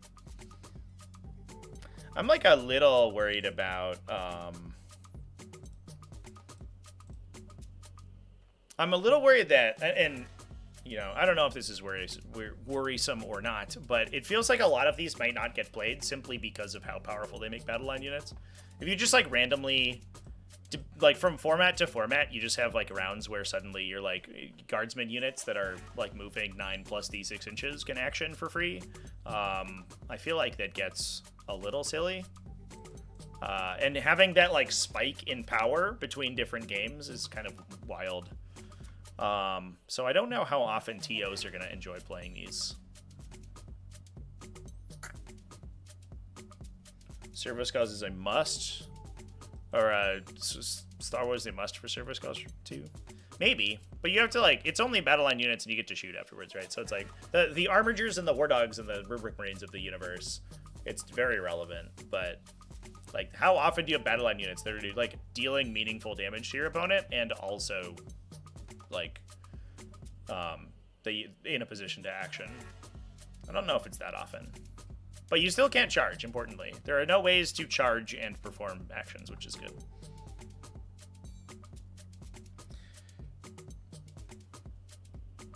Yeah, so the Space Wolves thing is different, chat. That one is specifically worded so that you can rapid ingress on the first turn. Because it doesn't say during your reinforcement step. There's a ruling in my judgment document about this. The Hunter's Instinct, and there's a couple other things that work this way. It doesn't say during your reinforcement step in the first battle round you can arrive on the table. It says when arriving from strategic reserves you treat the battle round as one earlier. So if it's the first, or one later, excuse me. So if it's the first battle round, you treat it as battle round 2. most or many other abilities like this one say during your reinforcement step you can arrive out of reserve, so you cannot target rapid ingress on that unit because it is not your reinforcement step, so that unit is not eligible to arrive. That's why it does it. That's why it works differently. But the Hunter's Instinct, way different question. Or Mortals, I guess. Yeah, there you go.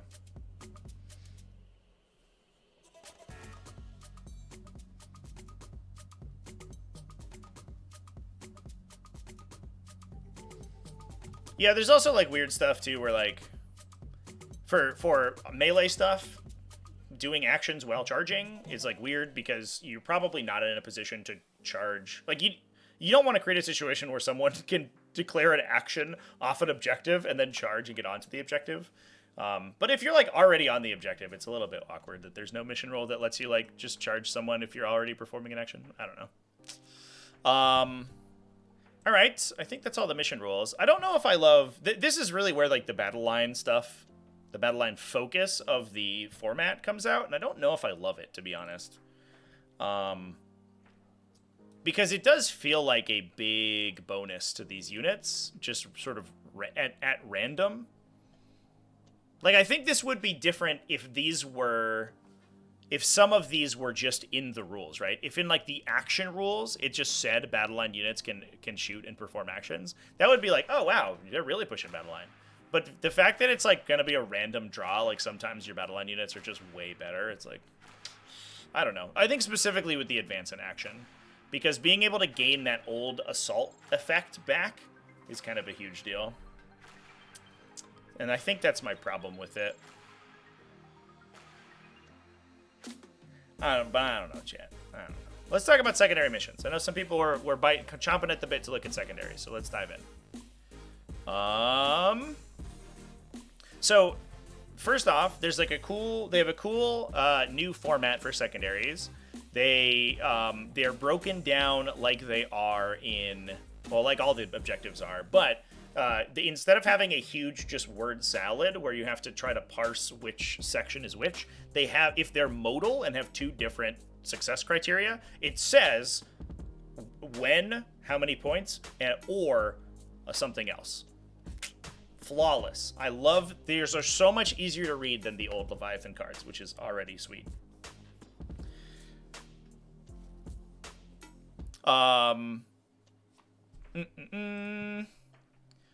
So, area denial, you score 2 VP if either, and these are different now, I believe, which is, there's another one where they didn't change the name, but they changed the effect. All right, I guess my whole thing about them trying to keep the names consistent is totally bullshit. They are just do things randomly.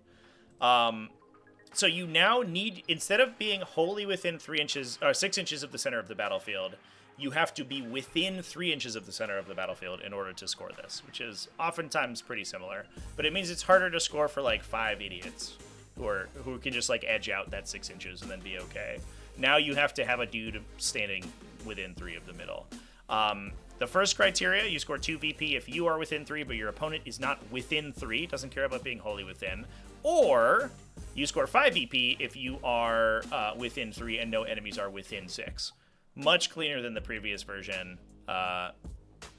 Flying colors, I love it. Still kind of hard to score. 3 inches of the middle is a little bit tough, especially if you're getting enemies outside of 6 as well.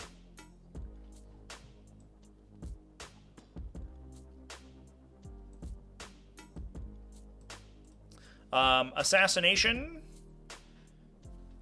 Is this the old card? I think it is, which I think means it's not changed. Maybe not. I think it's just brighter.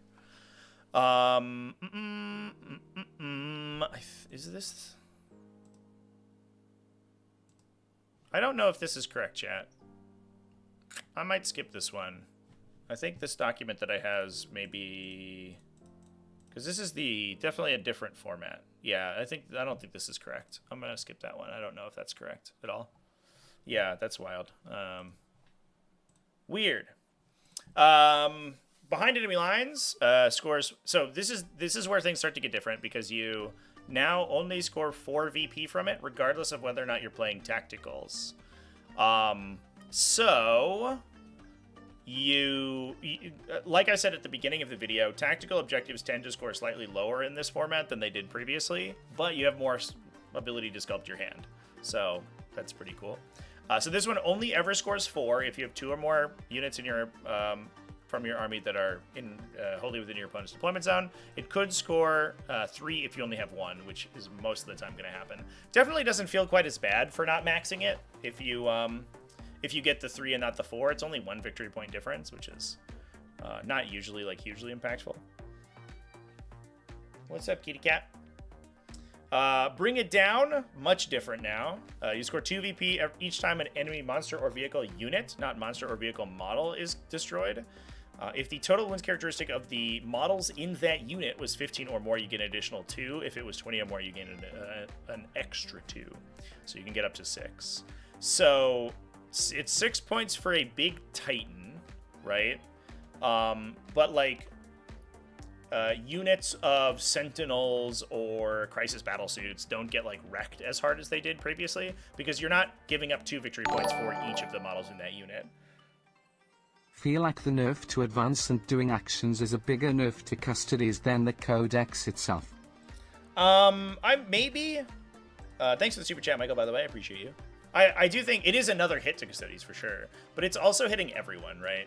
So like there is going to be a significantly less a significantly less smaller emphasis on units that are just have assault weapons, like in general, than there was in the Leviathan season. Here's my key. I know you're so loud, and now everyone knows. So I think that I don't know if it's necessarily going to change like the relative power level of specific factions, because a lot of factions are going to get hit by it. You know, Tyranids get hit by it. Space Marines get hit by it with all their scouts and stuff and their Devastator Doctrine stuff. Like a ton of armies that have wide access to assault weapons get pretty nuked. Renegade Raiders, poor old Renegade Raiders, all their stuff had assault. Check PMs. Okay. Ash over here sending me the update, a scan of the new card. It is awkwardly sideways. Can I fix that?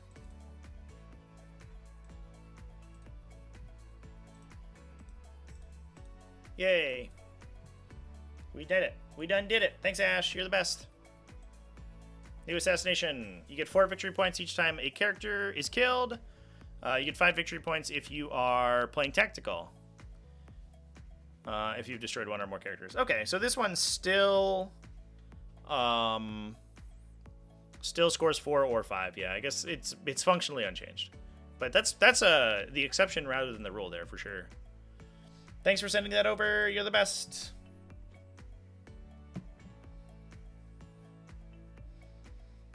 Green Knight's eating pretty good. Yeah, anyone who's like fast and has lots of repositions, I think is going to be great. Is going to be in great shape. But obviously, who knows what factions are going to look like in a couple of days. Cleanse is basically identical. It is the same action, obviously with all the new changes to actions, and it does not have the tactical objective addendum on it, so it doesn't score you extra points. Containment is the new investigate signals. Because so instead of investigating in corners, you investigate battlefield edges. As long as you're not within your deployment zone, you can score up to 6 victory points, 3 for each battlefield edge that you investigate. This is like so much easier, it's crazy. Wholly within 9 inches of a battlefield edge is infinitely easier than wholly within 9 of a corner. Not within your deployment zone is a restriction, so it's harder to get the easy like score off your dudes so they're screening your backline. But it seems extremely difficult not to score at least 3 on this. Where versus investigate, where if you didn't specifically set up for it, you would score garbage. And getting a nice bonus of scoring up to 6 if you're like all over the table feels pretty good. I really like this change. This definitely does not feel as deleterious as investigate signals did, where you would have to like constantly just be waiting for the time you scored investigate signals. This one's just like a lot of times you just be able to get it for free. Yeah, way nicer than investigate for sure. And I think the number of times it's worth 6 is going to be a lot of times.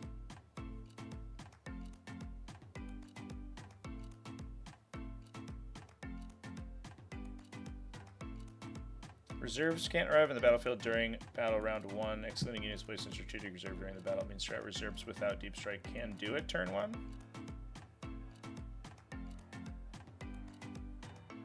What?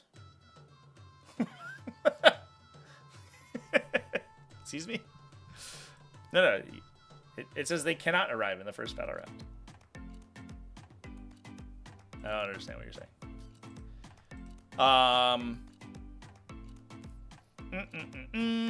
Yeah, this is a good change. I love this one. Call the Horde. This is the one that everyone's worried about.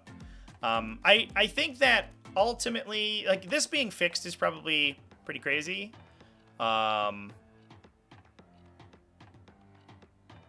So armies like what's the word? Armies like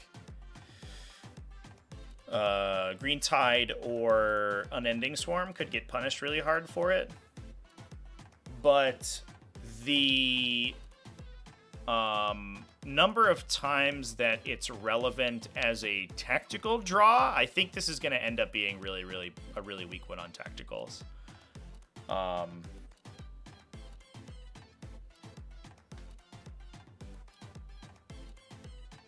Don't need to deep strike to up you down turn 1 if you started on the battlefield and your opponent goes first.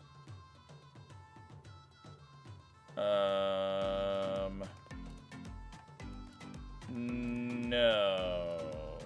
The problem is not that restriction. The problem is that strategic reserve specifically can never arrive in the first battle round. That's the issue. So you're being blocked by a core rule, not a mission rule in that instance.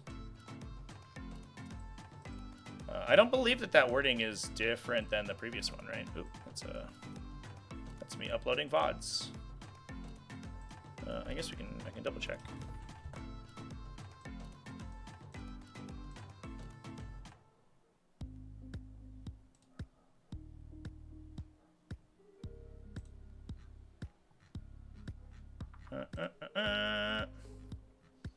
The previous thing said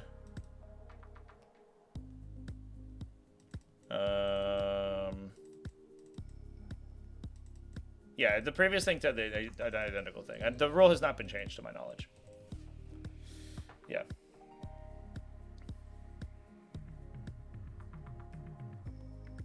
Yeah, there's a bunch of ways to deep strike turn 1, chat.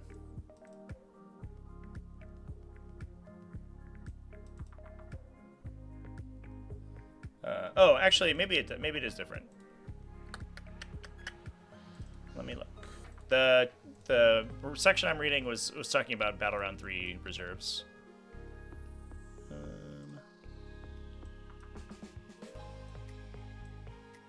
Yeah, no, this is.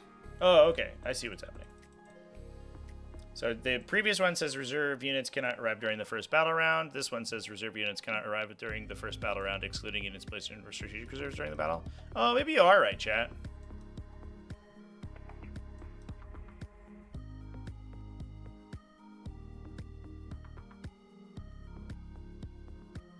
That's feels like an accidental copy paste from the next section.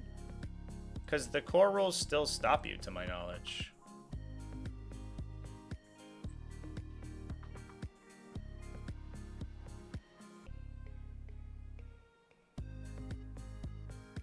I have no idea. This feels like, I don't know, it's maybe nothing. I'll just double check here.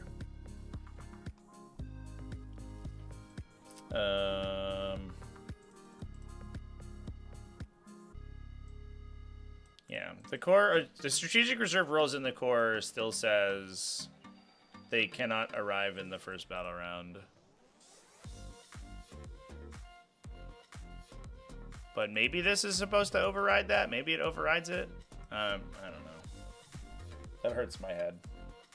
ChatGPT isn't perfect.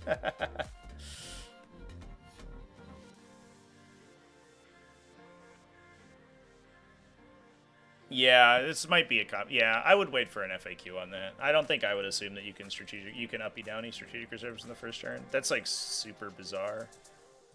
But I don't know, maybe. Because there are then two rules that directly contradict one another. I don't know, chat. We're talking about secondary missions now. I'm not gonna think about it. We've wasted enough time as it is talking about turn 1 strategic reserves, and I won't stand for it. I want to talk about Cull the Horde. But it sounds like a lot of people are saying that 20-man units will count, or 19-man units will count as 20 for the purposes of Cull. I don't know. You're just like, so here's the thing. It's a 5-point secondary. The problem is people playing fixed, right? And you can dodge the fixed if you take small units, but like you can also dodge the fixed if you just don't take like enough bring it down to kill all your bring it down guys. And you're specifically paying points in your army to have less models, right? In order to like dodge the secondary mission, and in most instances, it's not a good secondary mission. It also, if you're doing so for tacticals, I think the mistake was that this is available for fixed. I don't think anyone would care if you did it for tacticals and you were like, haha, I dodged tactical objectives by only taking 19 guys, and you're like, okay, well I'm just gonna use my new orders that I can do a million times to draw it again. So like the fact that you can dodge fixed with it is maybe problematic, but maybe I'm biased. I don't know if I am like that worried about it. I'm probably like wildly biased because I never play fixed missions, and I also think that like a lot of the kill secondaries are a little parasitic to the game. So having a way to dodge a specific kill secondary that's good against your army doesn't feel like the end of the world to me, because it reduces the efficiency of your army in literally every other instance. But I don't know. It also, I guess, makes you less susceptible to blast. But you'd have to take 2 less or 3 less orc boys in the unit to be not blasted too. Which is probably fine. Oh yeah, it also discards automatically if you can't complete. Yeah, so it's like you're just like you're taking a lot of less points in your army to give your opponent a free redraw in their secondary. Like, I don't know. I think, in my opinion, chat, I think it's okay if everyone wants to take slightly smaller units of orc boys and pay extra points for them. That's fine with me. It actually gives one additional reason to allow units to be a modal size rather than giving them specific unit sizes, rather than just like embarking into transports with characters. Oh, you run 20 and then 5x19? Sure. Yeah, I mean, that's fine. That's like the same, like what if you, like, you also could just draw it turn 1, right? And then, or if you've already killed that unit, right, when you draw it, then, I guess it should complete automatically if it was already done. That's a problem. It should have the assassination rule where it redraws if you already did it. Because then if you take like 120 and your opponent scalpels it and then draws this, you just give them 5 victory points. Like, it's a thing to think about. Obviously that's hard to do because you have control over where your units are, but if you're playing up against a maneuverable army or something that has lots of long threat range, they can try to focus fire that unit down first. So like, I don't know. Like, we're already talking about interesting plays and counterplays around this secondary objective that I think is, like, kind of neat. But there's also going to be, like, 50% of the time you draw it in a position where you can't kill that unit anyway. We're talking about Orc Boys and Greedtide here. We're talking about units that are, just, like, some of the hardest units to one-shot in the entire game, you know? And, like, the first through, like, Battle Round 1 and 2, you're probably not doing it. And Battle Round 5, it's, like, already either complete in its cycling, or you're not doing it because they've tabled you, right? Like, there are only a very limited selection of turns in the game where drawing this in the optimal position will be good anyway. And so, like, I guess you're limiting that, but, like, Most of the time, it's getting cycled regardless. This definitely feels like one of the worst tactical secondaries to draw. If you're in a position where it's good against fixed, as fixed, I do think it could be potentially problematic. But I don't know. I don't like it as a fixed objective anyway, to be honest.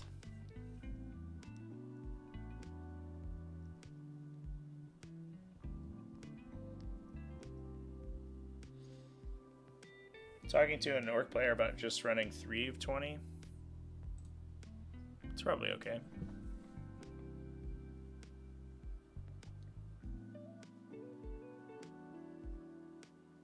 Yeah.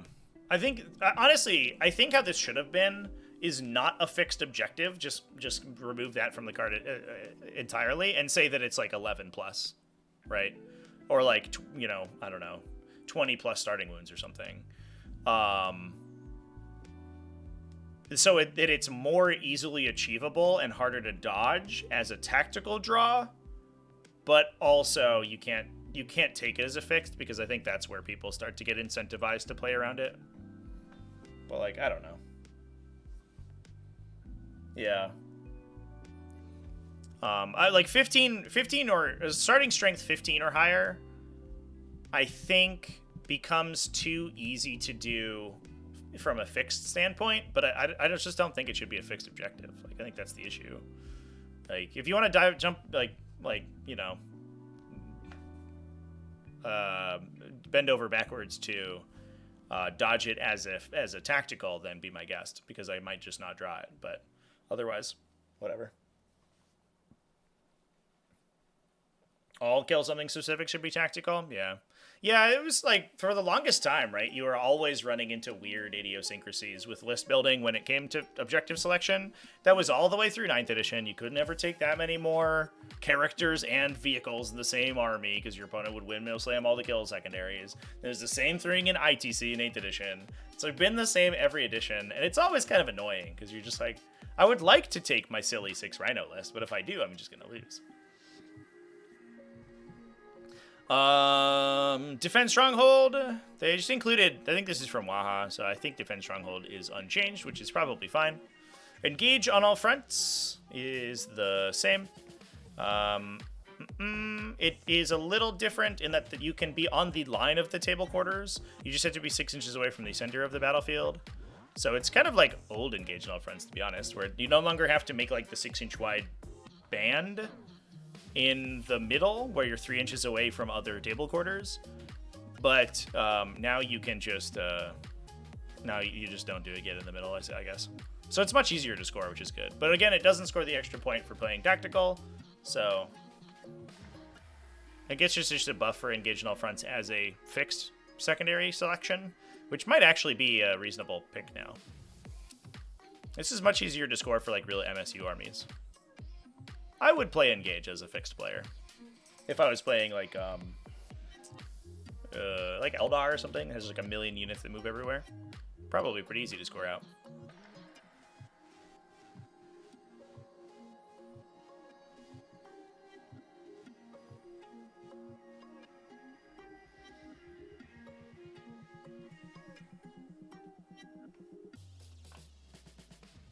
So the weird part about hordes, like, I guess, like, sort of, I'll get on my pedestal for a second here.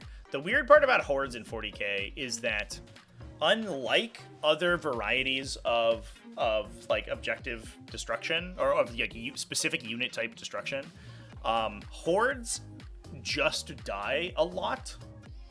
Like, that's why there's so many of them. Like, taking a bunch of vehicles, you're taking a bunch of the most resilient units in the game, and your opponent can probably kill them and get points off of them, sure. But like, you are taking units with high, like, strong defensive profiles and trying to defense skew them out. The weird part about, and this has kind of always been the problem with like no prisoners and Cull the Horde and all this stuff from previous editions, or thin the ranks or whatever. Is that if you are taking a bunch of low defensive, like defense profile idiots, then passively over the course of your game, your army is just gonna vaporize. Models in 40k tend to get like exponentially more dangerous the closer you get to them, because they suddenly get the ability to deal damage both in the shooting phase and the fight phase. So playing in a very aggressive army that takes a lot of low defensive profile guys means that your low defensive profile guys are going to get killed in multiple phases. One-shotting them, specifically in Green Tide, is not the easiest thing to do. It is very difficult. Those bricks are hard to kill. But most armies can kill... let's not say all 120 Orc Boys like trivially, but most armies can kill most of a Green Tide army given 5 battle rounds of 40k. And the playstyle of Green Tide or of an Ending Swarm and all this stuff is like requires you to move them into your opponent's threat range and stand on their objectives. So like giving you an automatic counterplay to this army that's meant to just beat you on score by taking your objectives and then dying feels like it's not the greatest game design in the world. And that's just my opinion on it. So like I think it's fine if it's a tactical secondary. I don't like it as a fixed secondary because I think and I'm speaking as someone who doesn't even like playing horde armies, right? But like they just lose models all the time. Like you're just constantly losing dudes because you're like, I have a bad save, maybe I feel no pain, but I'm running into like next to my opponent. Like we're just like the units are gonna be dead by the end of the game, and I think that's fine, that's okay for those armies to be able to do it. But giving your opponent passive objective score, like the ability to score over the course of the game as they kill you the units that you are trying to get them to kill, feels like it just is a very very big hit on the effectiveness of those armies without really giving them anything else to do.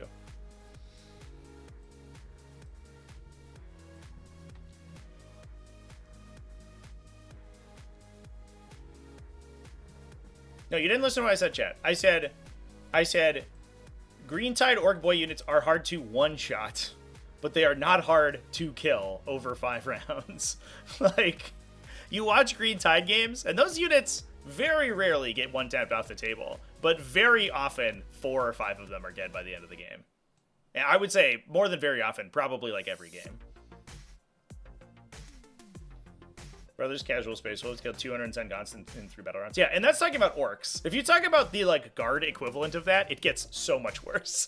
Those things just fucking vaporize. Those units do get one shot all the time. And that's situations where it's like super shitty, right? You're like, there's the one dude who's like, I like playing Horde Guardsman, and I can make it work because I can like play tacticals and play a smart game, keep my opponent off balance on their primary, and like feed units into the Meat Grinder. But your opponent like windmill slams this automatically 20 secondary against you, and then you're like, well, this sucks.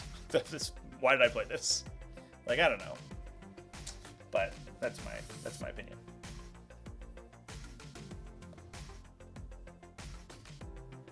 Anyway,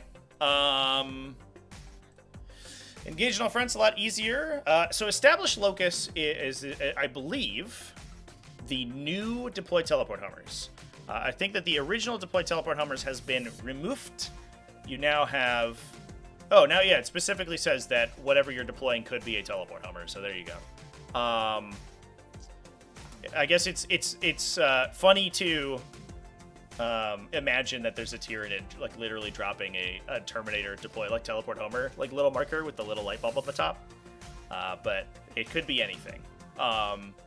It's an action. You can do it within 6 inches of the center of the table or within your opponent's deployment zone. All the normal stuff. If you establish the locus this turn and are within 6 inches of the center of the battlefield, you get 2 VP. If you are within your opponent's deployment zone, you get 4 VP. Done.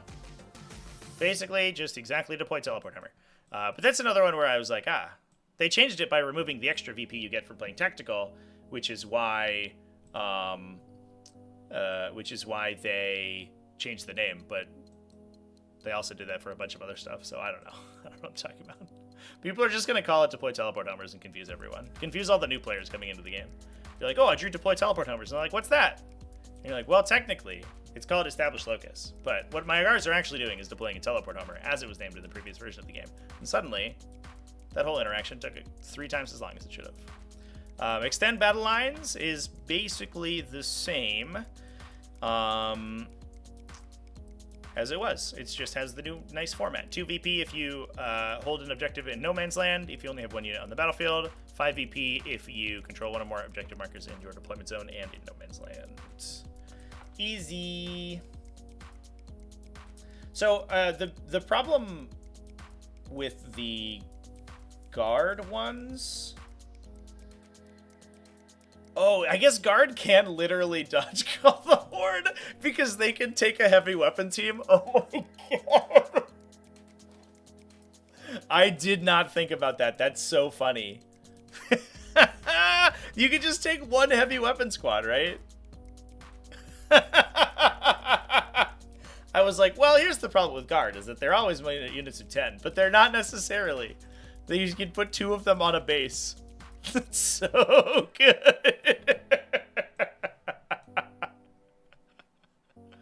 Oh, it is, yeah.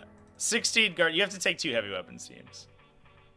Oh no, you can take 1 heavy weapons team. Yeah, you can take literally 19 models.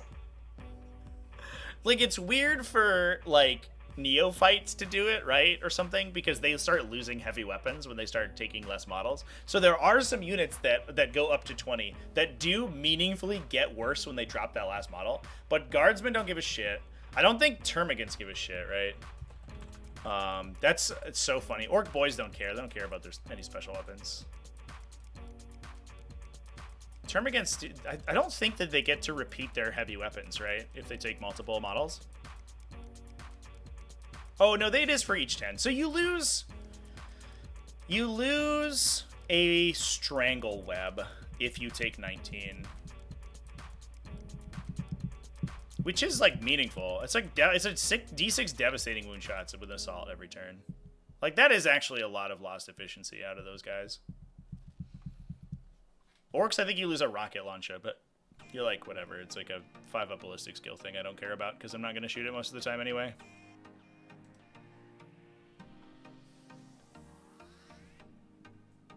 Orcs, you can't attach 2 characters at 19? Oh, really? That's capped to unit size? The more that we're talking about this chat, the more it sounds fine. Kind of seems like every instance of this, like, ability to manipulate your unit size just has, yeah, no, you're right. Starting strength at 20 has, like, massive downsides to it. You lose, so the orcs don't, yeah, they don't have a second unit champion, but you lose a gun and you lose the second character. I guess, to be fair, most of the time, you only have 3 units with double characters anyway. So it's probably not that big of a deal, but, like, that's fine, right? You're like, 50% of my army is taking less stuff and has less special weapons in it and has, like, less models in the unit. That feels fine, chat. I don't know.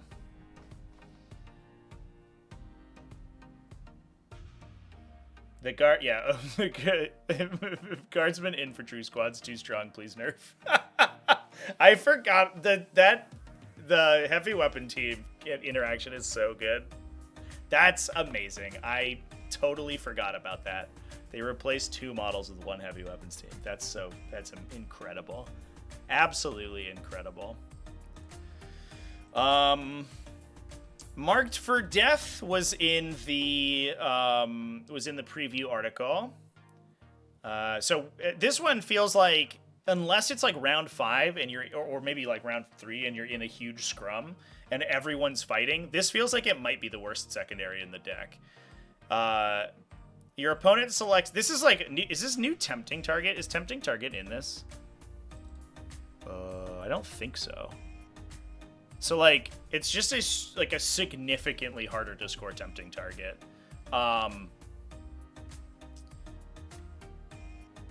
Your opponent selects 3 units from their army.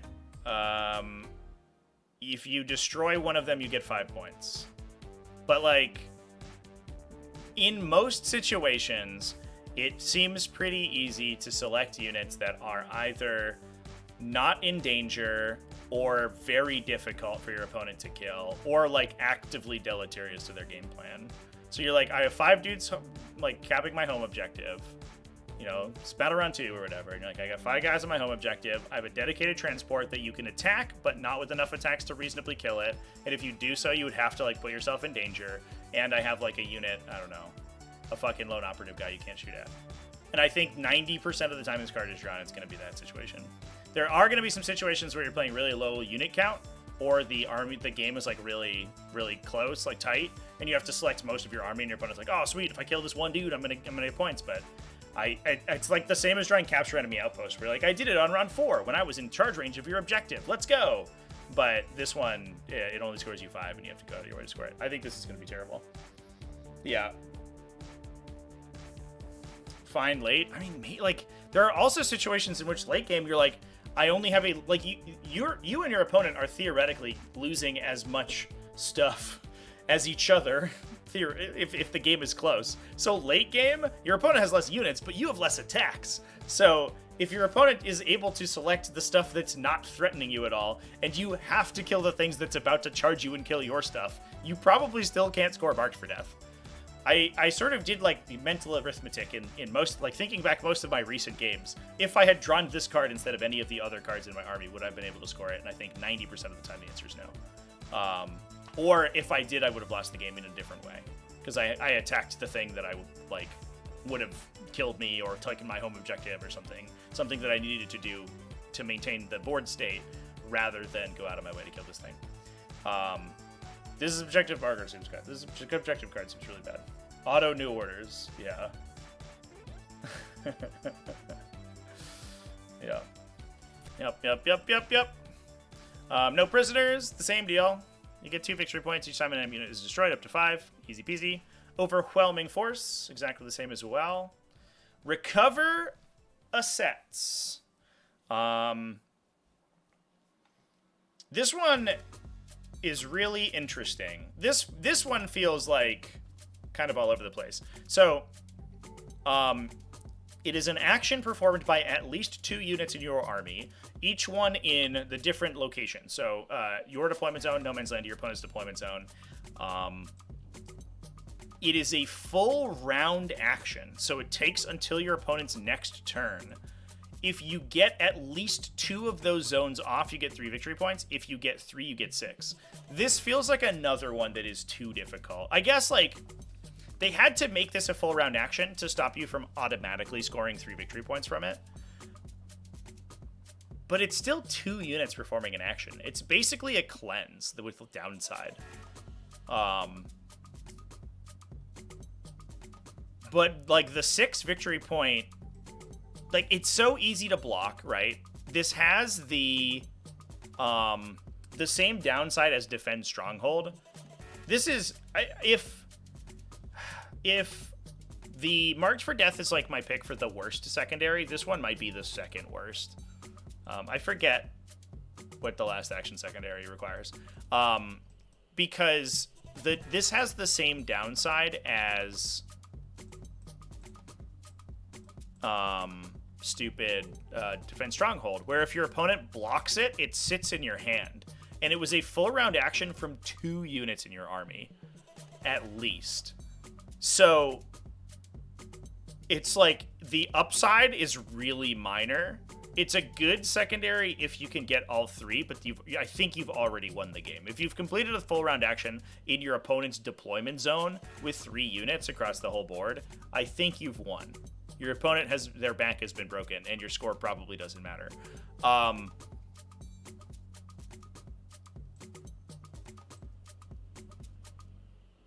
And if you fail it locks in your hand, and you have to either try it again with 2 units the next turn, or burn a new orders on it.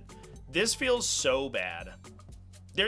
It's much nicer early game, because I think there's going to be a lot of times where you're like, oh, recover on turn 1. I'm going to edge out of my deployment zone slightly, right?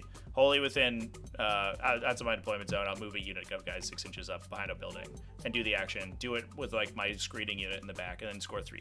That's fine. And that's the instance where it's not as quite as, disastrous as Marked for Death. But, like, holy shit. If you draw this round 4, immediate new orders. It's trash. Unless you've already won the game, essentially. It seems it's like so annoying to do. Yeah. The 3VP is easy, but the 6 is hard. I mean, it's not even that easy, right? Because there's gonna be a lot of situations where your opponent's like up in your face, right? You've engaged in the fight in the midline, and you go, oh, I new orders, I drew recover. I'm going to action my home, and action outside my deployment zone. And your opponent's like, oh, that's easy. I just turn a gun at the dudes performing the action outside my deployment zone and kill them. And then it lists the stance in your hand for a turn. And you're like, stop it. Like later in the game, this feels like just so bad. Unless you draw it round 5, and then it's probably okay.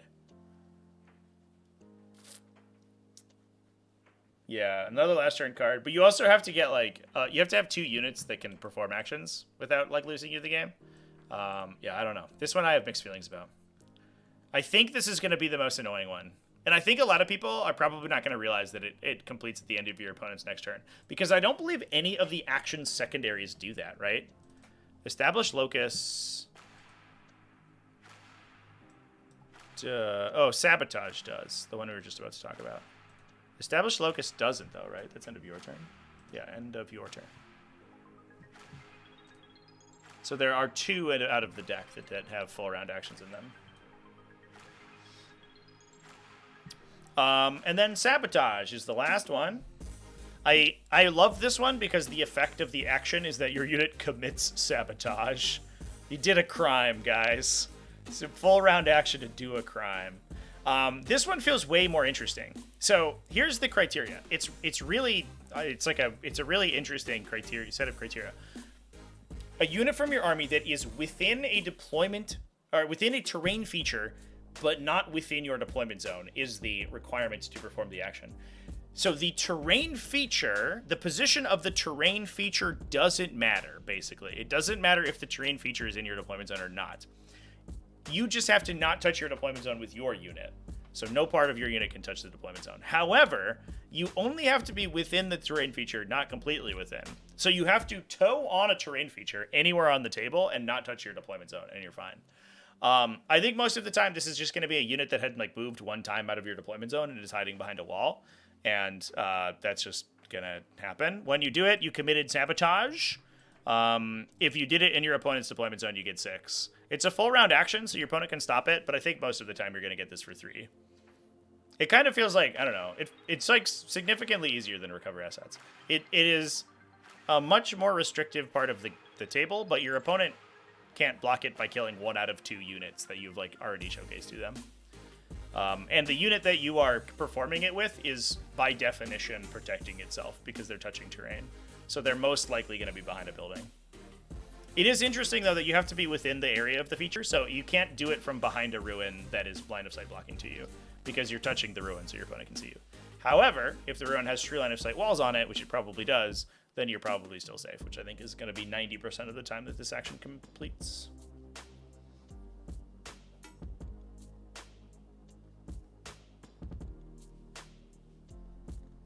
It's a good fix. Can you fix? You can't fix Recover Assets. Oh, you can! Holy shit, I didn't even see that.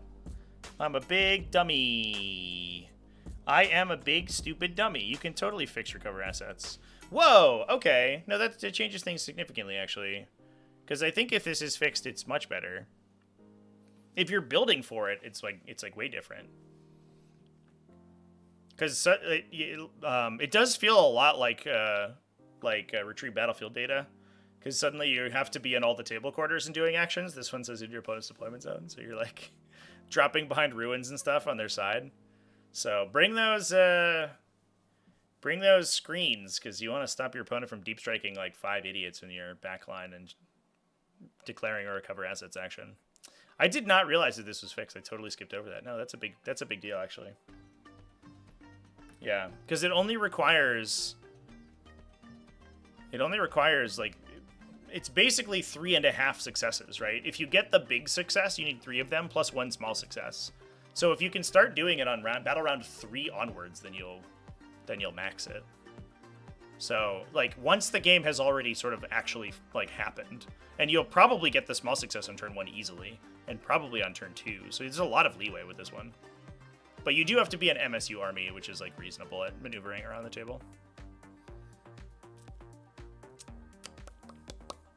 Yeah, I totally dodged that it was a fixed objective. No, that's actually really good.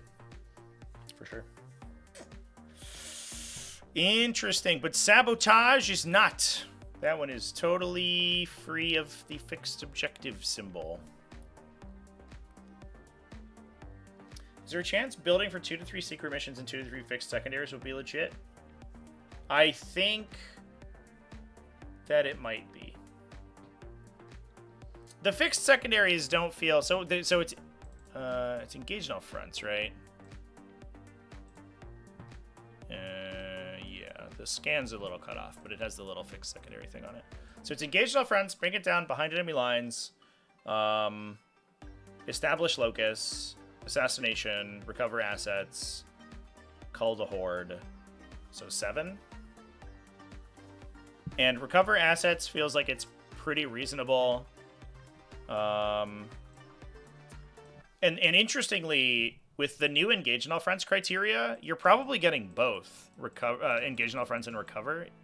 So like you could windmill slam both of those and be pretty reasonable to score like a 36 on secondary. But with the flip side that it is eminently counterable, right? Like the thing to keep in mind is that the downside of fixed secondaries are that your opponent knows what you're doing, unless you're playing that silly mission modifier where you get to redraw your fixed secondaries. Adapt or die. Then your opponent can try to stop you. So it's not a perfect game plan, but it certainly does seem like it could be very strong. A little uninteractive. And then if you're playing like an MSU army like that, you may be able to either like kill all, like scalpel all their battle lines so you can secret mission into the no battle line one. Or maybe the unbreakable wall. Although that one feels not as good if you have little tiny units, I don't know. But the other thing is that like going second with all of these is really good. So it feels like to me that this is the season of losing the role to go first, because going second feels so strong. Is this the end of Season 8? Yeah, Season 8 is ending on the 24th, chat, 2 weeks from now.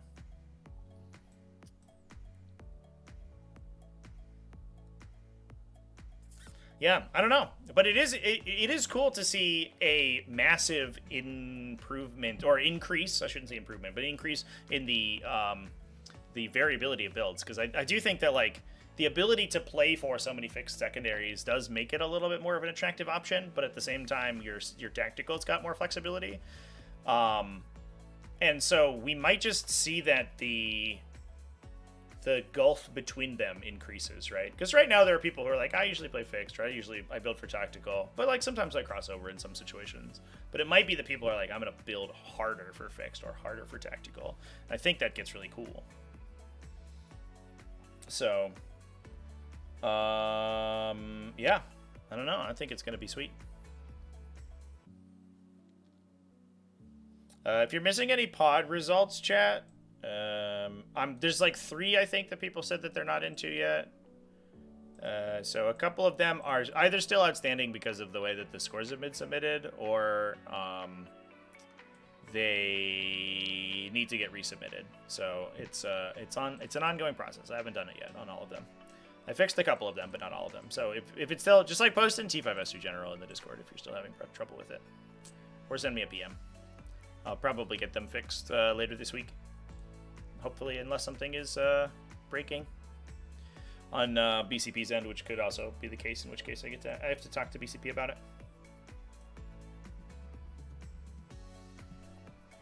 As someone who played Demon Monster Mash, don't like how it's easy to bring Assassinate and bring it down as fixed. Get 2 secondaries for each kill seems too easy, yeah. But like, also, Demon Monster Mash doesn't actually usually give up all the secondaries anyway, right? Like I play 5 almost like religiously, and the times I've lost all 5 in a game are not games that were particularly close. So my apparent secondary score was not gonna like change the game. I got shit on because of a bad matchup or something. Most of the time I'll lose 2 or 3, but there are 2 left at the end of the game. See my game against Longship Loft yesterday. Like I got pooped on that game, but I only lost 3 Greater Demons. Oh no, I lost 4. I lost Be'lakor by the end of the game on like round 5. Although I don't think I needed to. I think that I gave him away too easily. So yeah, I don't know. I don't like that they punish those styles of armies as much as they do, but I don't think in many situations that it is like the actual correct call. And I think every time that I've picked Bring It Down and Assassination, I have not maxed them. Most of the time, people build into those archetypes because they know that they're not gonna lose all their points. Anyway, chats, I think we're gonna go ahead and wrap things up there. I'm super excited for this new season, and I think it's gonna be awesome. So I want to thank everyone for hanging out with me. I don't know the next game I have scheduled is, but I'll probably be live over the next couple days playing some PARIAH NEXUS games over on Twitch. So come follow me on Twitch. I'll see you over there, and we will definitely be playing some games probably later this week. Stay tuned to the Discord. I'm probably going to throw down a new event for a PARIAH NEXUS, like a rapid fire event. Later tonight, I think I'm gonna try to do it. So thanks everyone for hanging out with me. Remember to keep it classy, folks. Have happy wargaming, and I'll see you in the next one.